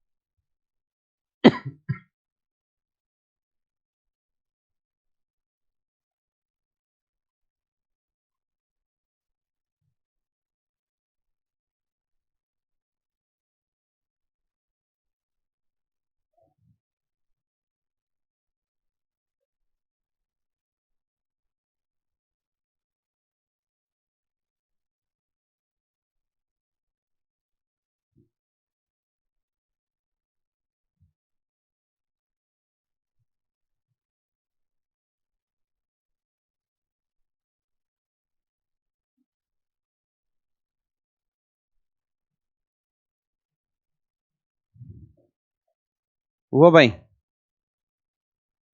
Any doubt in any question?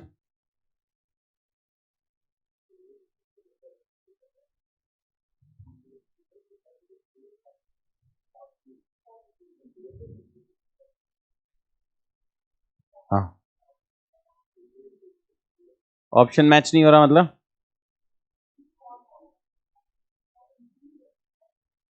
तो 2019 का सवाल है ना, अभी का थोड़ी है। तब तो लेबर फोर्स पार्टिसिपेशन कम ही हो रहा था, घट का रहा था। आज के दिन देखोगे तो उत्तर बदल जाएगा, तब के हिसाब से तो सही होगा कि मुझे लगता नहीं है। बट ये जब से डिमोनेटाइजेशन और ये सब में स्लो डाउन हुआ होगा ना, तब डिक्रीज हुआ होगा, तो शार्पली तो ठीक ही वर्ड होगा। मुझे नहीं लगता उसमें इशू होगा। We don't have the data 2016, 17, 18 में कितने, बट अगर मैं बाकी इकोनॉमिक पैरामीटर्स काउंट करूं तो अगर वो 23% पहुंचा है तो जीरो से थोड़ी शुरू हुआ होगा। कभी तो इकोनॉमी में female labour force participation rate 35% होगा। फर्स्ट टाइम थोड़ी पहुंच रहे हैं अपन इसमें। देखो, ये जो हम आज 40 पे पहुंचे हैं मोटा मोटी, ऐसा तो है नहीं जीरो से शुरू हुआ होगा, कभी तो यहां इससे ज्यादा भी होगा ना। 2000 नहीं, उसके बाद का देखो, 2019 में तो 12, 13, 14 का डेटा देखो।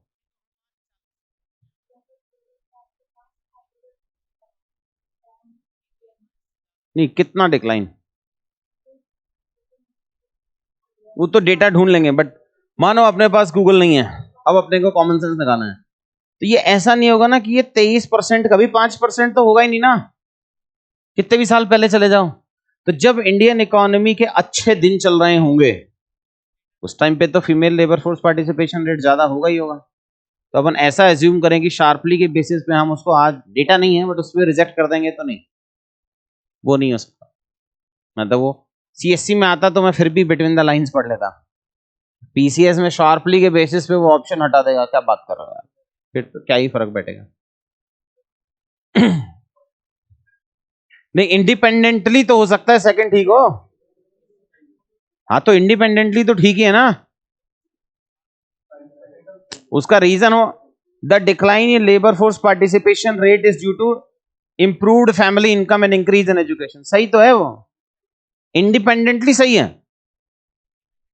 इंडिपेंडेंटली में थोड़ी कोई इशू है, इंडिपेंडेंटली में कोई भी इशू नहीं है भाई।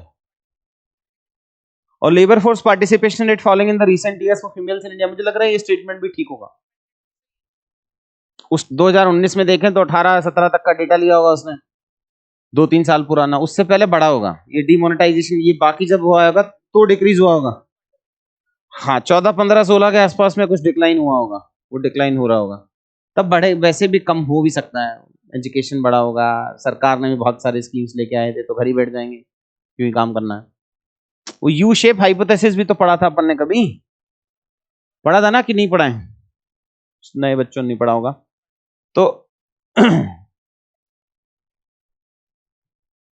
एक होता है यू शेप हाइपोथेसिस, उसको यूज करते हैं अपन फीमेल लेबर फोर्स पार्टिसिपेशन के लिए, कि अगर मैं यहां देखूं लेबर फोर्स पार्टिसिपेशन, और अगर मैं यहां देखूं development years etcetera and all, तो शुरू के कुछ साल में, डेवलपमेंट के कुछ ईयर्स में ये डिक्रीज होता है लेबर फोर्स पार्टिसिपेशन, फिर ये एक लोअर लेवल पे पहुंचता है, फिर वो बढ़ता है। तो ये भी तो हो सकता है 2018-19 में उसको बॉटम होगा ही ऐसा। I don't have the exact facts with me, but common sense is ऐसा ही हुआ होगा। अब ये कम क्यों होता है? इकोनॉमिक ग्रोथ हो रहा है इकोनॉमी का, बट फीमेल का लेबर फोर्स पार्टिसिपेशन कम हो रहा है। क्यों हो रहा होगा? एक तो वही बी रीजन, फैमिली इनकम बढ़ गई तो बोले तुम घर पे रहो। अब दूसरा सोशल वैल्यूज, कि हमारे यहाँ की लड़कियां काम नहीं करती हैं, उसके लिए लड़कियां होनी भी चाहिए। तीसरा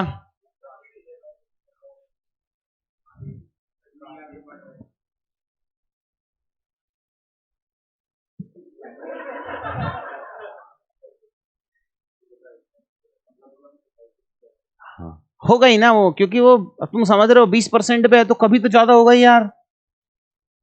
मतलब वो तो कोई लॉजिक सा नहीं बैठ रहा, वो तो कम तो हुआ ही होगा वो तो। और क्या रीजन होता है ये डिक्रीज क्यों हो रहा है? Lack of education. अरे मोर एजुकेशन, कि उस एज की बच्चियां पढ़ने की मतलब काम करने की बजाय पढ़ने जा रही हैं। हाँ, वो जॉब और स्किल सेट का मिसमैच, या जॉब के लिए माइग्रेट करना पड़े, ये सारी चीजें हो सकती हैं। Social security, physical security. और क्या होगा? और क्यों डिक्रीज होगा?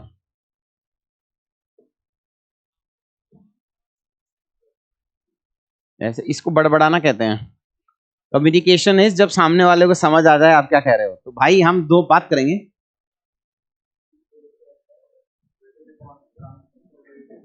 इससे अच्छा तो तू चुप ही रहता।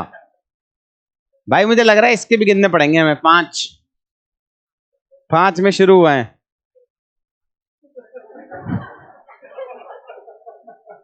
अब तुम लोग बकैती, आपको पता है कि टीचर को अपनी इज्जत उसके हाथ में होती है। खुद समझ जाना चाहिए कि कब बच्चे बकैती में घुस गए हैं, तो नेक्स्ट टॉपिक पे चले जाना चाहिए। तो ये सवाल हो गया है। अब वो दूसरा है। अब निकालता हूं तुम्हारा टेम्पलेट। आओ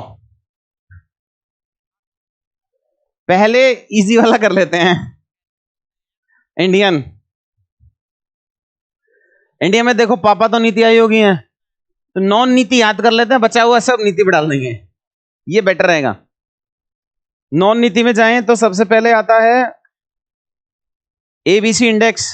अब एबीसी ऐसे तो याद रहेगा नहीं, तो वैसे भी नीति ऐसे बकवास से इंडेक्स नहीं बनाएगा, नाम के ना एक्रोनिम के एबीसी ईडीएफ एंड ऑल, ये याद करने के लिए बता रहा हूं। जैसे ही आप एबीसी का फुल फॉर्म अगर याद कर लो, असेसमेंट है, बेंचमार्किंग है, कंपैरिजन है, तो फिर अपन उसको क्वालिटी काउंसिल ऑफ इंडिया से कनेक्ट कर जाएंगे कि भाई क्यूसीआई करता होगा और कौन ही बनाएगा। अर्बन लोकल गवर्नेंस के लिए देता है, सिटी लेवल सर्विसेज को कंपेयर कर रहा है। फिर ये डीएआर पीजी है, मिनिस्ट्री ऑफ पर्सनल के अंदर में आता है, गुड गवर्नेंस इंडेक्स। सो गवर्नेंस परफॉर्मेंस आइडेंटिफाई करता है अलग अलग सेक्टर्स की। फिर पीजीआई है, परफॉर्मेंस ग्रेडिंग इंडेक्स, ये मिनिस्ट्री ऑफ एजुकेशन देता है स्कूल एजुकेशन के आउटकम्स के लिए। ये सर्विसर एंड ऑल, ये तो प्राइवेट एजेंसी है।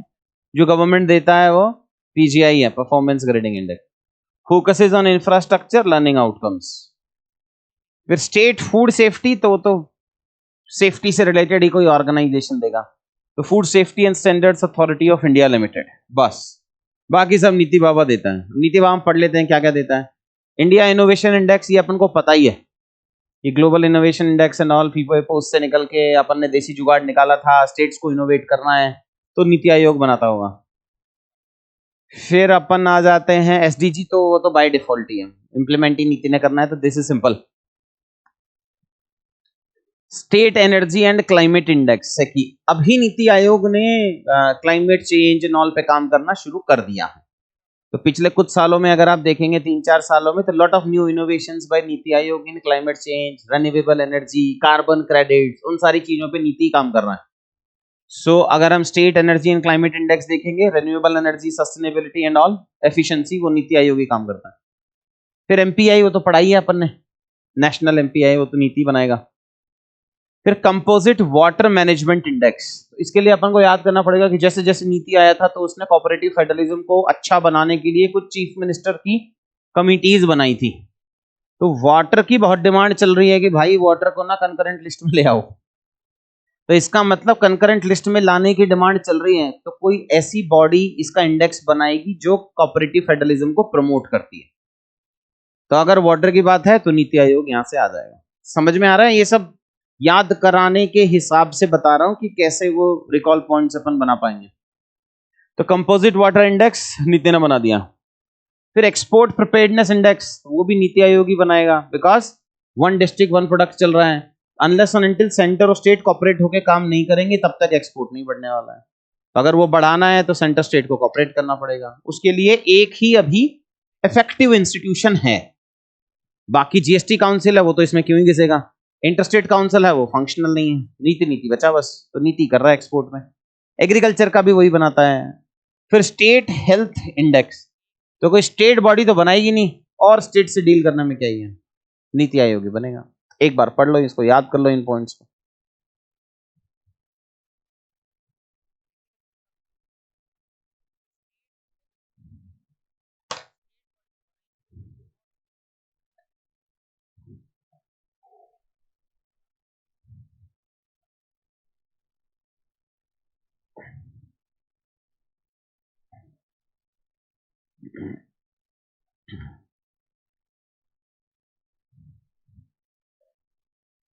हाँ, वो ऑनलाइन वाले बच्चे जो बोल रहे हैं वो ठीक, तुमने तो टोका नहीं।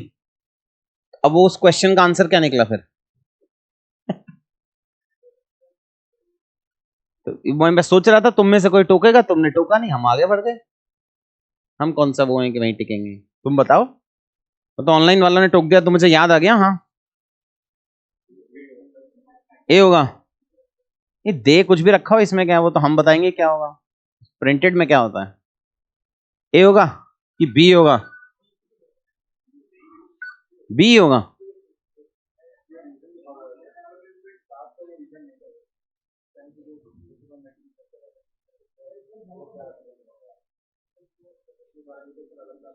क्या पैरामीटर है?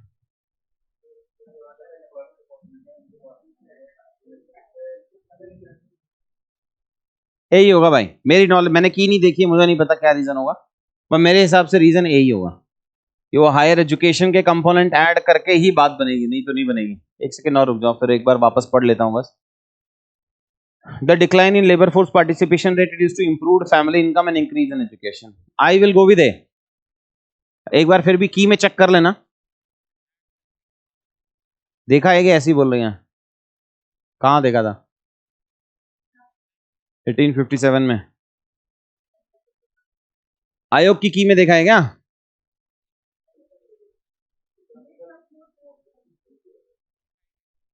ऑफिशियल में भी दिया हुआ है, देखो एक बार फिर official. But I will go with A. नहीं, ऐसे माना नहीं जाता ना, हमारे जो हमको ही भा रहा है बस वही हम चलाएंगे, तो फिर कैसे बात बनेगी?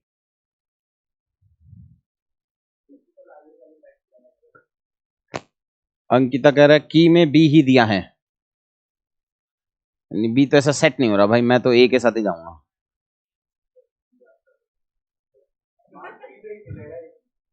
तो क्या करें हम, बहुत सारे क्वेश्चन आएंगे इसमें। सीएससी में भी जाओगे, वहां भी उन्होंने एक एसएलआर का क्वेश्चन पूछा हुआ है, बाय गॉड, ऐसा आज भी गारंटी दूं तो तुम उसको गलत ही टिक करोगे, आज के दिन भी पता होने के बाद भी। ठीक है, इतना तो थोड़ा बहुत चल भी जाएगा, मतलब वो उतना तो लॉजिक बैठेगा नहीं, क्या करें, क्योंकि ऐसा बी वाला सॉर्टिंग बैठ नहीं रहा। मतलब एक तो हो कि मैं आंसर की दूं और बी दिया है और मैं बोलूं हाँ ठीक है और इसको जस्टिफाई कर दूं, बट वो प्रैक्टिकल नहीं है। मुझे आपको वो समझाना है कि एग्जाम हॉल में हम प्रैक्टिकली कैसे सोच के जाएंगे। तो प्रैक्टिकली अगर हम सोचेंगे तो हम ए ही टिक करके आएंगे, उसका कोई सीन नहीं है।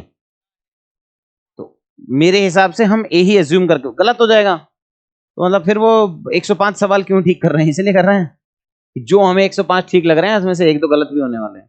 But as a common aspirant के हिसाब से अगर मैं सोचूं तो you will go only with A, मतलब जो मैं पढ़ाऊंगा उसके कंक्लूजन में यही टिक करके आएंगे और मैं वैसे ही पढ़ाऊंगा। इसमें स्पेसिफिक की नॉलेज नहीं होगी ना यार, वो करना बहुत मुश्किल है। Anyways, coming back to this major international indices, India के हो गए। अब मेजर इंटरनेशनल रिपोर्ट पढ़ लेते हैं क्या क्या है। अगेन रिकॉल पॉइंट जनरेट करेंगे, देखेंगे कितना कुछ है। सर तो ऐसे क्वेश्चन में क्या करें, ए करके आएंगे और क्या करेगा, गलत हो जाएगा। निश्चित को छोड़ के अनिश्चित की तरफ जाओगे तो पतन निश्चित है, तो निश्चित में घुसते हैं बस। हर हर ओझा जी। क्या अरे यार, major international reports, Human Development Report UNDP निकालता है। मुझे लग रहा है ये फ्रीक्वेंसी याद नहीं करते हैं, 2 साल में की 1 साल में, 2 की 1 साल में, क्या कहते हो, छोड़ दें हैं? देखो फिर अपन वही सोच रहे हैं कि मैं दुनिया में सब कुछ कब्जा कर लूंगा और मैं 150 में से 140 सवाल ले आऊंगा। अपन वैसे मैंने दिया है तो कुछ सोच के ही दिया होगा, बट फिर क्लास डिसाइड करेंगे कि क्या हम इतना रट सकते हैं कि नहीं रट सकते हैं। देखो मेरे लिए बहुत सरल है, यहाँ आना है, खड़े होना, बोलना देखो एनुअल जा रहा है याद करना, देखो एनुअल जा रहा है याद करना, और फिर बोलूंगा देखा मैंने पढ़ाया था। बट वैसे चलती नहीं है यार, अपन को एक प्रैक्टिकल कॉल लेनी है। आपको लग रहा है कि हाँ अपन याद कर लेंगे तो कर लेंगे, अपन को लग रहा है कि नहीं यार ये याद करना बड़ा मुश्किल है, गैम्बल है ये तो अगर मुश्किल लग रहा है तो छोड़ देते हैं। मैंने तो पढ़ाई है, मैं तो याद ही करके आया हूं, तुम्हें बताना है बस कि पढ़ना है कि छोड़ना है।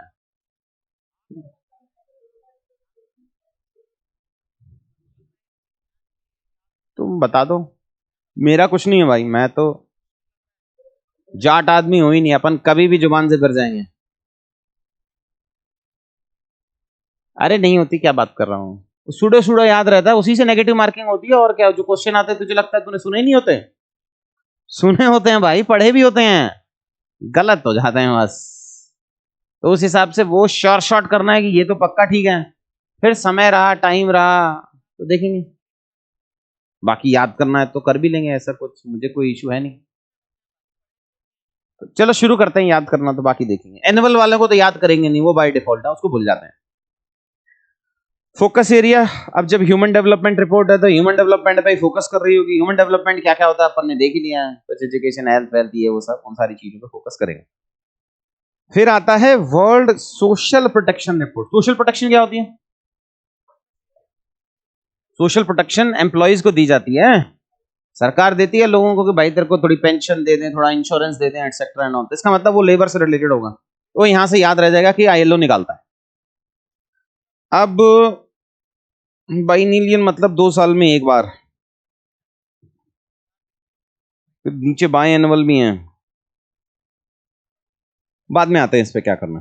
कुछ जुगाड़ निकालेंगे बाइनिलियल का, केसी कमचा वमचा करके ऐसा करके कुछ एक्रोनिम बना लेंगे, वहां से निकाल लेंगे, ठीक है।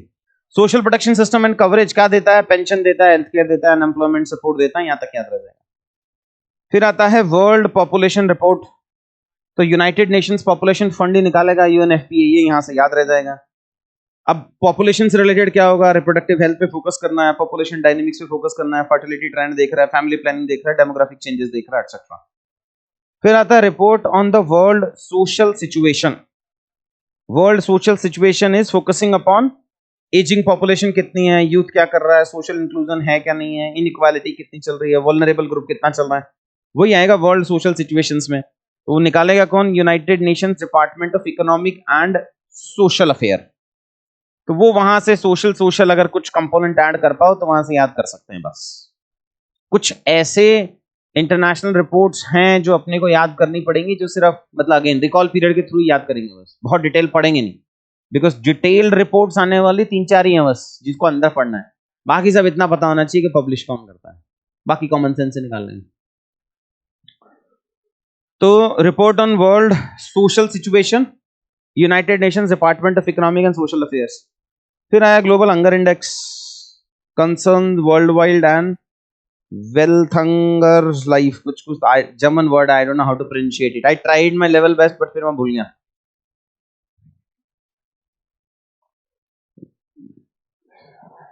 थुन कर में वो कह रहा था उस पर फोकस करना है एंड ऑल, तो डब्ल्यू कर लेते हैं, concern Worldwide and W. मुझे थोड़ी एग्जाम देना है, तुम फिर भूल जाते हो, और तुम्हें थोड़ी वर्बल एग्जाम देना है, फिर तुम ये भी भूल जाते हो। रिटर्न देना है, याद रह जाएगा, एक और रिपोर्ट निकालता आगे आएगा, बहुत है इतना। अब ग्लोबल हंगर इंडेक्स है तो हंगर और अंडर न्यूट्रिशन पे फोकस करेगा। अपन बहुत ज्यादा ध्यान देते नहीं है इस पे, इंडिया क्यों नहीं देता? हाँ, उनका न्यूट्रिशन का पैरामीटर और हमारा न्यूट्रिशन का पैरामीटर बहुत अलग है। फिर world happiness report, UN sustainable development solutions network, subjective है, वेलनेस हैप्पीनेस भी सब्जेक्टिव है, वेलबींग भी सब्जेक्टिव है। फिर लिविंग प्लैनेट रिपोर्ट, अब लिविंग प्लैनेट तो अपने को पता ही है कि कुछ WWF करके निकालेगा। लिविंग प्लैनेट में फ्लोरा, फोना, ह्यूमन, एनिमल सभी काउंट हो जाएंगे, वो वहां से याद कर लेंगे। अब ये भी बाइनियल है, दो हो गए अपने पास एग्जैक्टली, तो बाइनियल वाले। तो एक लेबर, लेबर खाली बैठा है जंगल में, ऐसा करके कुछ बनाओ, याद करो। हर 2 साल में लेबर है वो जंगल जाता है, ऐसा करके कुछ आगे जुगाड़ बना लेना। लिविंग प्लैनेट रिपोर्ट करेगा क्या, इकोलॉजिकल फुटप्रिंट एंड बायोडाइवर्सिटी, ठीक है। WEO, ये अपन ने एक दो हैं, ये कॉमन है। वर्ल्ड इकोनॉमिक आउटलुक है, ग्लोबल फाइनेंशियल स्टेबिलिटी रिपोर्ट है, ये सब CSE में पूछा हुआ है एक्चुअली, हु पब्लिशेस इट करके, तो ये दोनों अपने को याद रह जाएंगी। अब ये याद कैसे करेंगे कि ये बाई एनुअल है, तो वो तो सिंपल है ना, world economic outlook, world outlook changes, it's a frequent process, एक साल में तो बहुत कुछ हो जाता है, तो इसका मतलब आपको फ्रीक्वेंटली निकालना पड़ेगा, तो हर 6 महीने में एक बार आ जाता है, यहां से ही याद रह जाएगा। नीचे वाला आया ग्लोबल फाइनेंशियल स्टेबिलिटी, उसका भी सेम है कि फाइनेंशियल सिस्टम्स इतने इंटरकनेक्टेड हैं एक दूसरे के साथ कि अगर एक साल बाद देखोगे तब तक तो अपन तबाह हो गए होंगे, तो इसका मतलब आपको जल्दी जल्दी रिपोर्ट निकालनी पड़ेगी, तो 6 महीने में रिपोर्ट आ जाता है, तो ये यहां से याद रह जाना है। फिर आया वर्ल्ड इन्वेस्टमेंट रिपोर्ट। अब इन्वेस्टमेंट अपने को पता है कि लॉन्ग टर्म प्रोसेस है, तभी तो इन्वेस्टमेंट बोलते ही लॉन्ग टर्म को है, तो मतलब वो बाई एनुअल तो नहीं होगा, एनुअल वाला पार्ट। UNCTAD लगाता है, United Nations leading institutes of trade and development, investment की बात कर रहा है तो ट्रेड एंड डेवलपमेंट की ही बॉडी देखेगी, तो अपन सिर्फ IMF वाले ये दोनों तीनों याद कर लेते हैं, और वर्ल्ड बैंक वाले आगे आएगा, तो बस बाकी सब उस नाम के हिसाब से सेट कर लेते हैं। समझ में आ रहा है क्या कर रहे हूं? IMF वाला याद कर लेते हैं कि ये दो रिपोर्ट्स तो पक्का IMF निकालता है, और बाकी सब उस नाम के हिसाब से सेट हो जाएगा, फिर अपने को उसको रटने की जरूरत नहीं है। ईज ऑफ डूइंग बिजनेस बंद हो गया, क्या ही पूछेगा वो, उसको मुझे लगता पूछेगा। Trade and development report same UNCTAD निकालता है।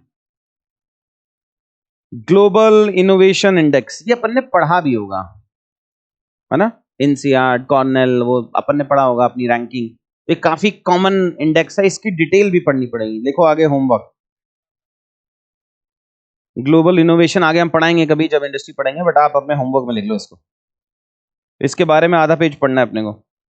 अब इनोवेशन है, विल इंक्लूड R&D कितना है, पेटेंट कितने हैं, इंफ्रास्ट्रक्चर कैसा है, एकेडमिक इंस्टीट्यूशंस कैसे हैं।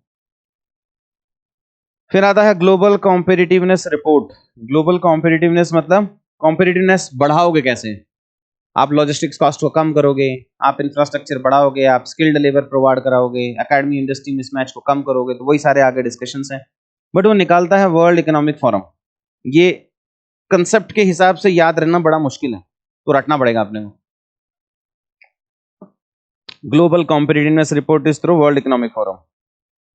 फिर आया एमिशन गैप, एमिशंस तो है ही एनवायरनमेंट से रिलेटेड, तो एमिशन गैप होगा तो UNEP निकालेगा, यूनाइटेड नेशंस एनवायरनमेंट प्रोग्राम, नाम से ही दिख रहा है एमिशन गैप रिपोर्ट मतलब greenhouse gas emission, climate targets, gap दिखाएगा Paris climate deal and all वाले। अभी तक यहां तक का याद करो, फिर आगे आते हैं। Read first page.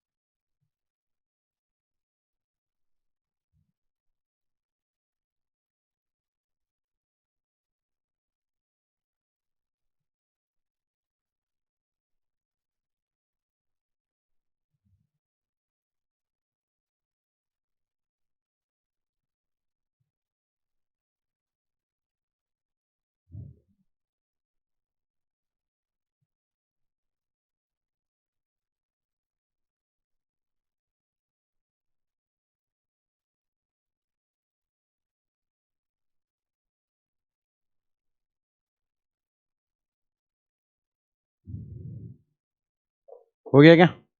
कुछ कुछ जुगाड़ बना है? तो मैं टेलीग्राम पे पूछ पाछ से कर लूंगा, उसकी चिंता मत करो। याद ही हो गया? नहीं, अपने आप नहीं होता, पहले होता था, अब तो करना पड़ेगा भाई।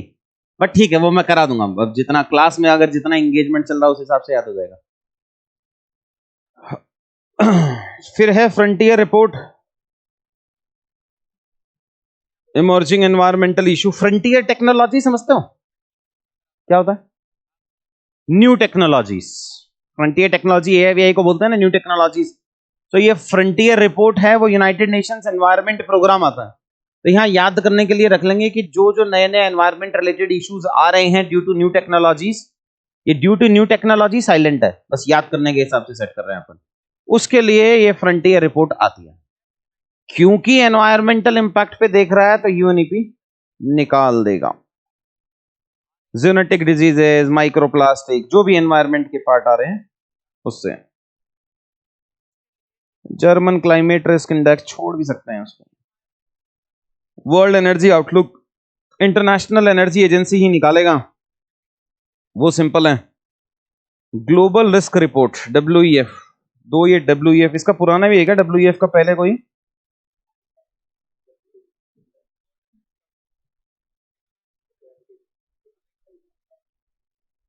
WEF तीनों साथ में देने चाहिए थे एक्चुअली। तो WEF कॉम्पिटिटिवनेस में गया, कॉम्पिटिटिवनेस को इंप्रूव करने के लिए रिस्क लिया और जेंडर गैप को फिल कर लिया। क्या कह रहा है भाई?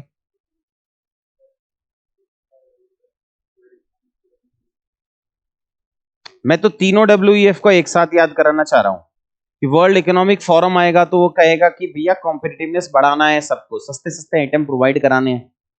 तो अब सस्ता करने के लिए किसी भी एंटरप्रेन्योर को कोई रिस्क लेना पड़ेगा, तो वो वहां पे रिस्क लेगा। रिस्क लेने के लिए अब मैं एकदम ही हरियाणवी जैसी भाषा बोलूंगा तो आगे मैं बोलूंगा ही नहीं। ये तो सोच दिखा रहा, माइक बंद से कैसे काम चलेगा। It is a shameful saying. तो आगे अपना खुद देख लेना, मैं नहीं बोल रहा हूं कुछ।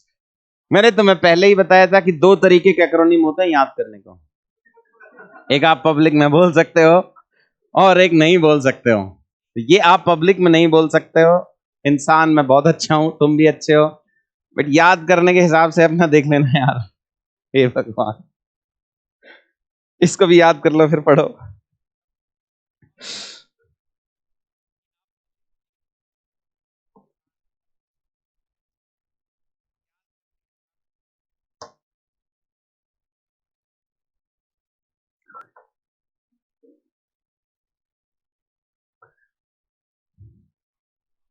अब इसको अपन याद कैसे करेंगे? इसको क्वेश्चन बनवा देता हूं 30-40, है ना, उसी के हिसाब से याद कर लेंगे बस। फर्स्ट वाला पार्ट आज बस इतना ही पढ़ेंगे ऊपर तक का, नहीं तो एंड ऑफ द डे कुछ याद नहीं रहेगा। देखो तुम लोग मुझे बता रहे थे कि जो इंडिया के इंस्टीट्यूशन है उसमें 4 अलग अलग देख रहे थे अपन, है ना, बाकी सब नीति बना रहा था। एक खराब सा नाम है ABC, वो क्यों ही बनाएगा? असेसमेंट असेसमेंट करना है वो क्वालिटी काउंसिल ऑफ इंडिया करके दे देगा। एक फूड सेफ्टी वाला है वो FSSAI ही निकालेगा, वो क्या ही करेगा। एक गुड गवर्नेंस है, अब नीति कैसे ही कर रहा है, तो नीति नहीं है, DARPG है, तो वो एडमिनिस्ट्रेटिव है एंड ऑल, तो वो गुड गवर्नेंस वाला। और एक और था कोई, क्या था?